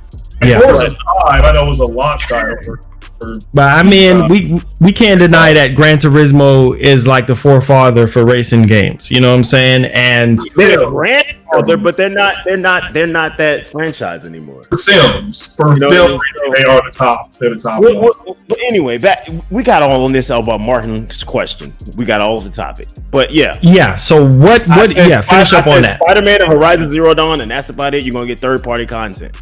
That's it. I think, but you heard the report that said that we're going to be getting less third party and more first party, right? You heard it. You heard of that state. You know what? That's fine if y'all are happy with seeing it and not playing it for a long ass time. That's all. That's up to you. We had to do it for PlayStation 4. We'll do it again. I think Microsoft is going to do the same thing as well. They're going to show us a bunch of stuff on their July event that's probably not going to be on Series X until another year or two, right? That's according to Matt Booty. And Matt Booty has Matt Booty said that don't expect anything, right? That's 70 to 90 hours long at launch for Series X, and it's going to be a bunch of AA games, right? Not AAA, but AA games that they're going to try to scope He definitely didn't into say that. AAA. Okay. Yes, he did. Oh, Jesus Christ. Let me pull up the interview. I put up the voice recording interview where he said that at launch, don't expect anything 60 to 70 hours long, okay? Okay. And there are going to be AA games that they're going to try to scope into AAA games, right? And they're going to be stuff for Game Pass. They're going to be stuff for indie stuff, so it's not going to be anything groundbreaking, okay? Whereas with Sony said that, look, if for stuff for PS5, it's going to be for PS5, right? Okay. And nothing else. And here's the thing. That's the dumbest thing I've ever heard him say. But I'll save that for another day. I don't want to go into that. That's just dumb. I can't believe they said that. That's insane. But That's your boy. Yeah, Matt Booty. That's what he said. He was talking to Game Informer when somebody. No, I'm talking about Sony saying that this only going to be everything on PS5 will only be played on PS5. Yeah, Why not on don't you just PS4. head off your camp that you caping for? That's tough because you need those cross-generational experiences at the beginning of launch. You need those. That's what helps. That's what helps the consumer migrate to your console. And they're going to have them, man. They already the way he took that stance, I think he's capping though. Honestly, I really do. I think he's capping. I don't think he's really right about that. But to take a stance like that, I'm like, that's just dumb. It makes it more difficult for you because people, instead of making it easy for people to go to PS5 or go to a next generation console and say, oh, if I buy the PS5 or Xbox Series X, I can still play, NBA 2K and stuff like that. You know what I mean? Oh, it's coming. This certain game's coming out. I can play 2K. You know what I mean? It ain't like, oh, this is going to be a PS5. This is going to be PS4. And with your backwards capability situation, which is still unclear. They even reworded it. I'm serious. They literally reworded the backwards capability on their own website of the Lord PS4. have mercy. So that's a really sticky situation because you got to make 100 million people choose the PS5 again. choose a PlayStation again. That's what you have to do. But you got to make their migration. You got to make their migration as seamless as possible. You have to do that. That's why I have no problem with Microsoft making a lot of their stuff cross-gen, but they guarantee whatever runs on Xbox Series X will take full capabilities of Xbox Series X, and that's fine. Was PS4 as seamless as possible transition? Not much. Not so how did they beat Xbox One? What they did do is that they resold you games they sold you before. So if they can do that and beat Xbox One, but the thing is they can't do that again this time around. How can't they? Why are you in the future? No, I'm telling you why. Because you have fake gospel. No, it's not. You have the competitor platform now doing this thing where you don't have to rebuy the game if you upgrade to the new system. Yeah. And third parties are also in on it as well. So it's like, why Sony gonna do it? Sony gonna do it. The other company don't allow you to do that. Sony gonna do it. They have to do it, man. Sony, can I say that Sony took the biggest risk on the PlayStation 4 by leaving it open just to Warframe and Resogun for the longest time? Facts. They took one of the biggest risks I ever seen them No, do. they didn't take no risk. You know why? Because some dumbass had a conference talking about DRM and a 600 price tag of death. That's why they didn't take risk. Wow. Somebody fucked up. But what I'm saying is, and then the other company fucked up. You had two companies fucked up at the same time. You got lucky. But what I'm saying is That's exactly what happened. But what I'm saying is, so you mean to tell me that they literally bought the PlayStation 4 knowing that there was no games on there, and that the other companies messed up. God. So they still bought a console that had no games on it. Oh my Jesus. I can't, bro. I can't. Listen, brother, it's not hard. If you was in the market to buy a new system, which it was the Wii U, Xbox One, and the PS4, I traded in my Wii U for the PS4 at launch. Traded in. Then you making my point for me. You had two companies that fucked up and had products that people did not want. It was one product. I had every intention to go back and get a Wii U, but finances said otherwise. But no, your brain said otherwise because you didn't want no, just like everybody else didn't want.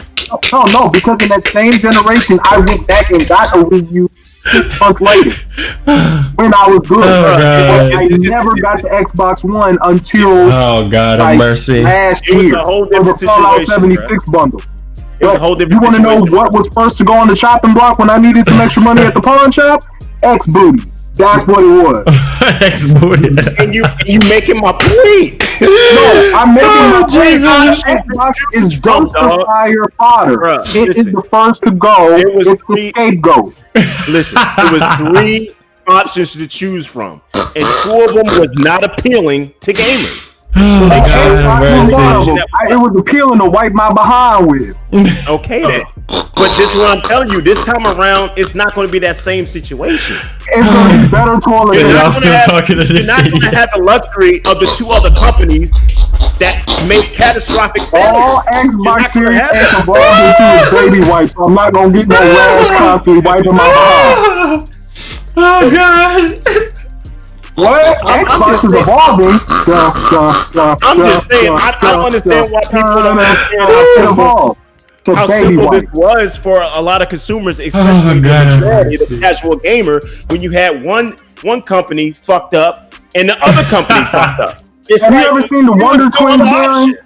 Have you ever seen the Wonder Twins? You need to have Microsoft and Xbox bump their heads together and have Xbox turn into a bucket of water. That's what they need to do. A bucket of boo-boo water. That's what they are.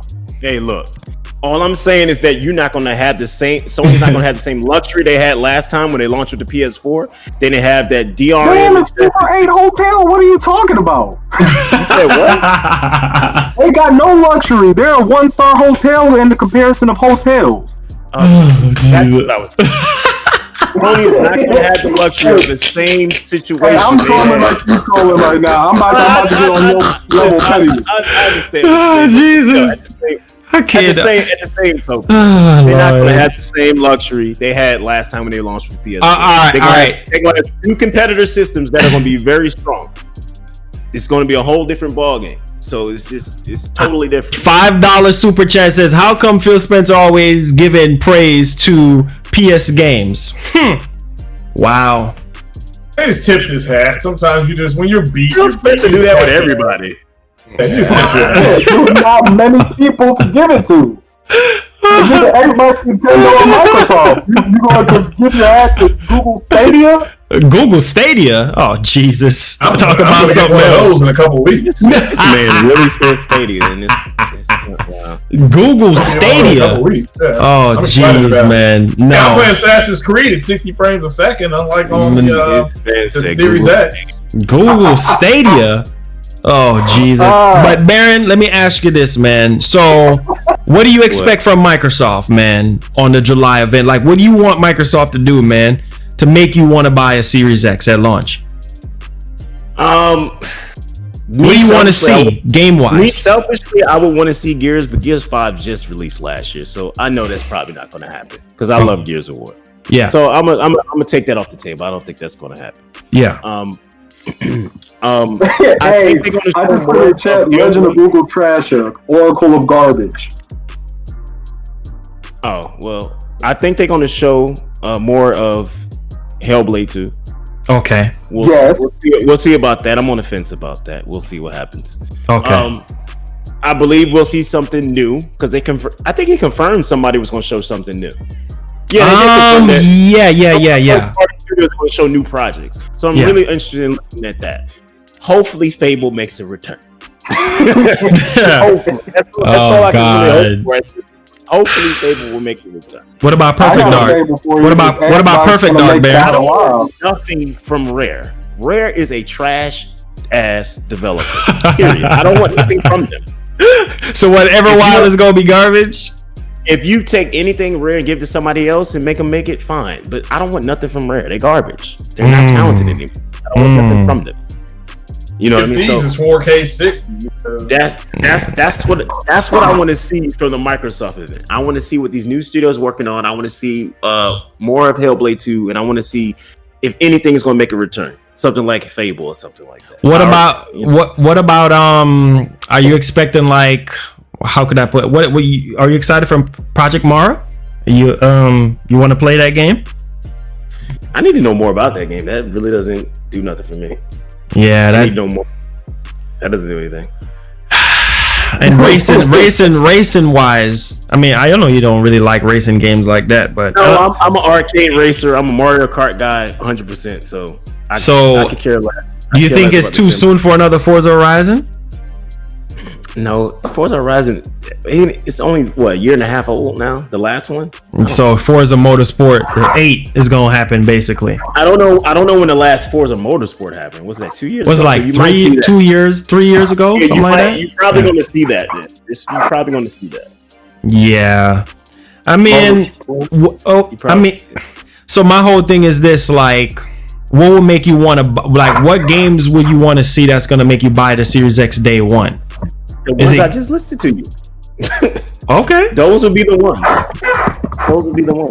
Fable, I can say Fable probably is gonna happen. You know what I'm saying? I think we might definitely get a new Fable. I think it's time now for a new Fable to happen. You know what I'm saying? Banjo, I don't know about that. I mean, I don't think that's gonna happen. Anything rare, just give it up. But the thing is, I feel like Microsoft probably has more things up their sleeve. Yeah, they have to, man. Because the thing is, a lot of people, what I learned from December, this company is talking a lot more shit than they ever have before. They're beating their chest, and I kept telling people, ain't no grown man gonna beat their chest for no reason. They got something on you. And I keep telling y'all, I believe in that PS5 is more powerful shit because they've been beating their chest about this 12 teraflops ever since it came out. That's true. Happened? But you do know that, but you know teraflops don't have really a whole lot to do with anything anymore. Well, that's coming from the developer that did the Unreal Engine. Okay, that's fine. That's fine. Even though they came out later talking about the whole thing can be even improved on Xbox Series X. I don't care what they said, but they didn't tell you that part either. I'm pretty sure. But no, they didn't say that. That's an inaccurate statement again. That demo that you saw running will not run on Series X. They can build another demo and it make an improvement. The next day, an article came out saying that will run on Series X even better. So, of course, well, did they say that really? Yeah, they did. It was just ridiculous. It's Unreal Engine 5. Come on, bro. Here you go. Here you go. Oh my god. It's the Unreal Engine. Like, come on, let's be for real. So they beat their chest and they still beating their chest, what makes me to believe, this is why I had the other prediction, that the price point is either going to be equal or they're going to be cheaper than the PS5, because they still beating their chest to this day. Even the day they showed that crappy ass state of play of the last of us, they made a tweet hyping up the Xbox again. So I'm like, this company is not beating their chest for no damn reason. Jesus. They beat their chest for a reason. And when I seen what was it? The Yakuza game is coming to Xbox. I was like, okay. So obviously they've been working out partnership with people they never worked with before. So they probably got more like that up their sleeve. So you do know the Yakuza franchise was offered to Xbox first, and they turned it down. So was the Heavy Rain franchise. Yeah. That was offered and they turned it down. Yeah, they turned down.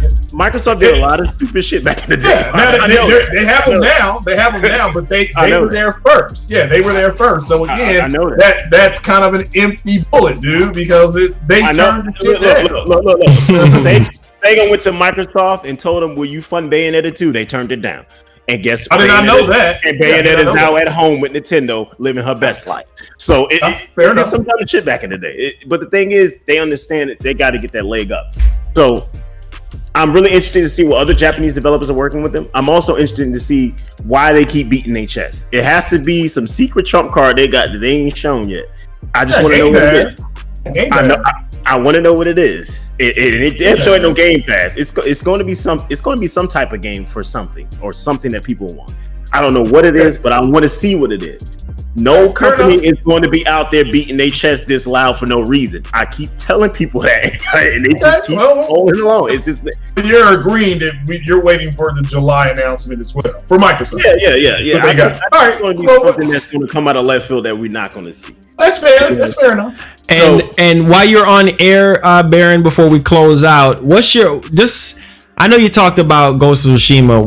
Why is it that you don't like Ghost of Tsushima? Because I know you said that is something that you've seen and played before. So you don't think Ghost of Tsushima is going to do well, right? Do well? Well, I mean, PlayStation fans are kind of starving right now. Here you go. Here you go, man. Regardless. I mean, the last taste they got in their mouth was that crap ass Death Stranding. So they starving right now. Starving. You don't even troll good. Oh my god, man, you terrible, man. I saw your video. Said, "Oh my lord." Damn. Barrett said the Ghost of Tsushima is not gonna do well. Ghost of Tsushima is just like it's not even gonna get high praises on the Metacritic. Let me finish what I'm saying. Lord have mercy for you guys. Look, they got 2019 is probably the worst year in PlayStation history.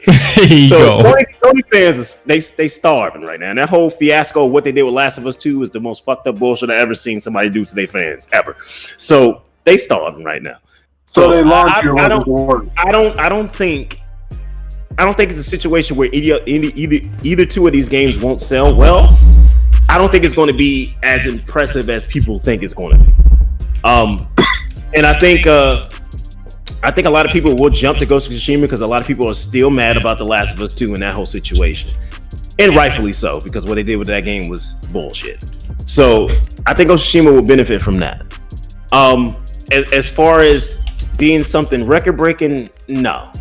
That will be Paper Mario on this coming out on the same day.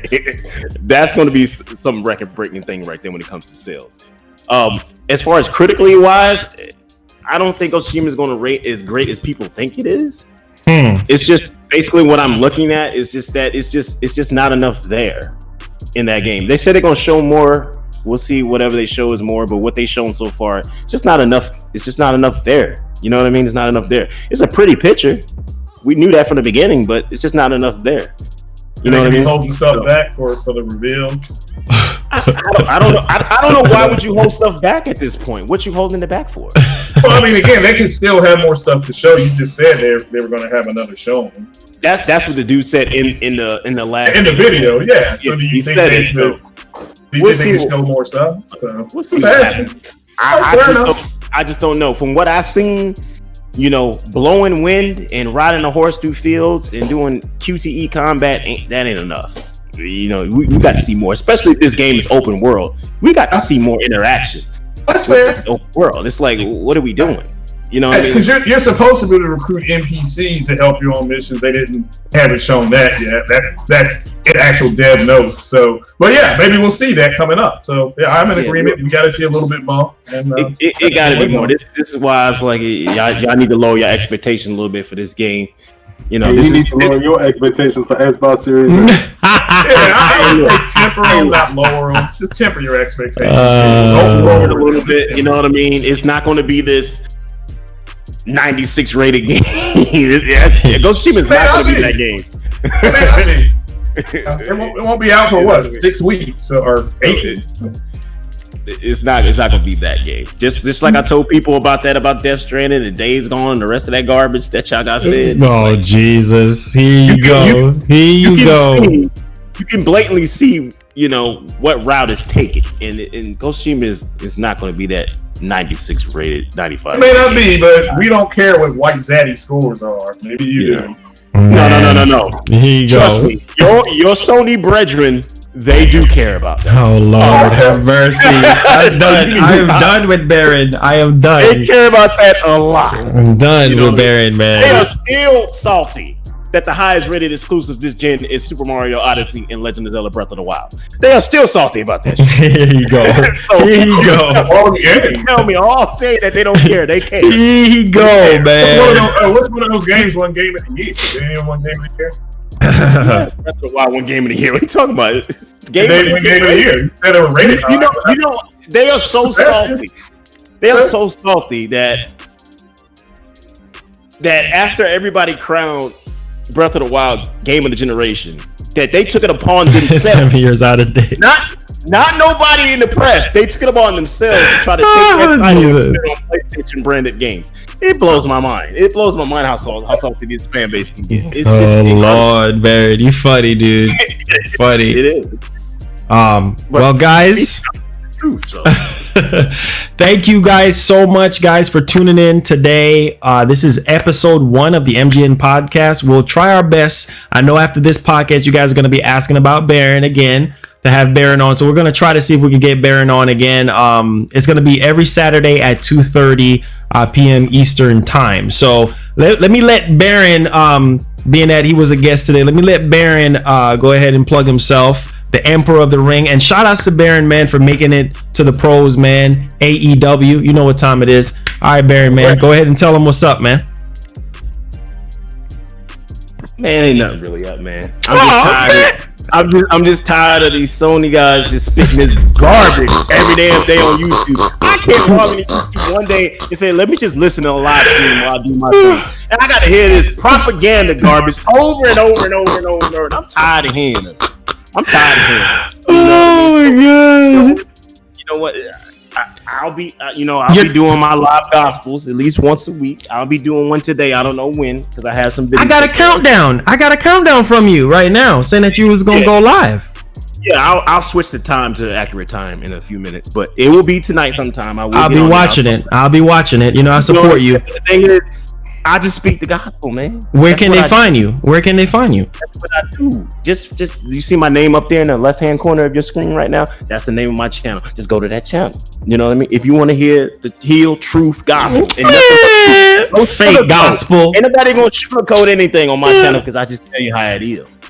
All right, I'm not gonna just talk just so the super chat can keep ringing. No, I'm not gonna do that. I'm gonna give you the gospel. I'm gonna give you nothing but the truth and the whole truth. Whether you like it or not, you're gonna hear it. Oh my god, I am so done. Give you the truth for spewing that garbage. You know what I mean? So it's like, look, I'm just gonna tell you the truth of what it is. Lord, Craig, that's simple. Oh, put his link here. Oh yeah. All right. I'm gonna get Craig. You have anything, man? Before we go. All right, thanks for having me. Glad you were able to put this together. Yes.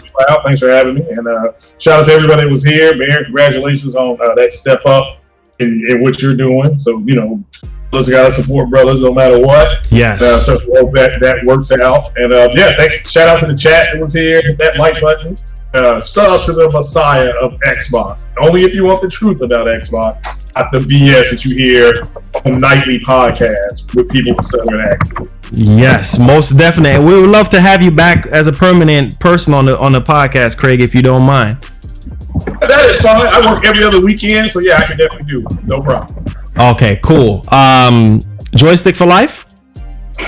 Yes, sir. I appreciate you for bringing me back from the dead to come back and support the podcast, man. Was half asleep, but I got myself together just to support the brotherhood and everything. So yes, yeah, I'll try to make it probably around that time, depending on my work schedule. I may not make it. You know that. Yeah, I know you over there in Japan, so yeah. Yeah, I'm probably gonna be in Japan for the next couple months yet. But okay. So if you guys like me on this, definitely coming back and hitting me up on my channel. Growing strong over there, and yeah, definitely keep coming back and spitting the real gospel and helping your fight with Baron. I know, right? Yeah, I know he's gonna have something to say on after June 4th. I know, that podcast is gonna be lit, because I know, boy, y'all better get ready for next Saturday, because you already know he gonna be in here damage controlling what Sony showed us. So appreciate y'all boys, man. God bless, man, and we out of here. Peace. See y'all next week. Peace.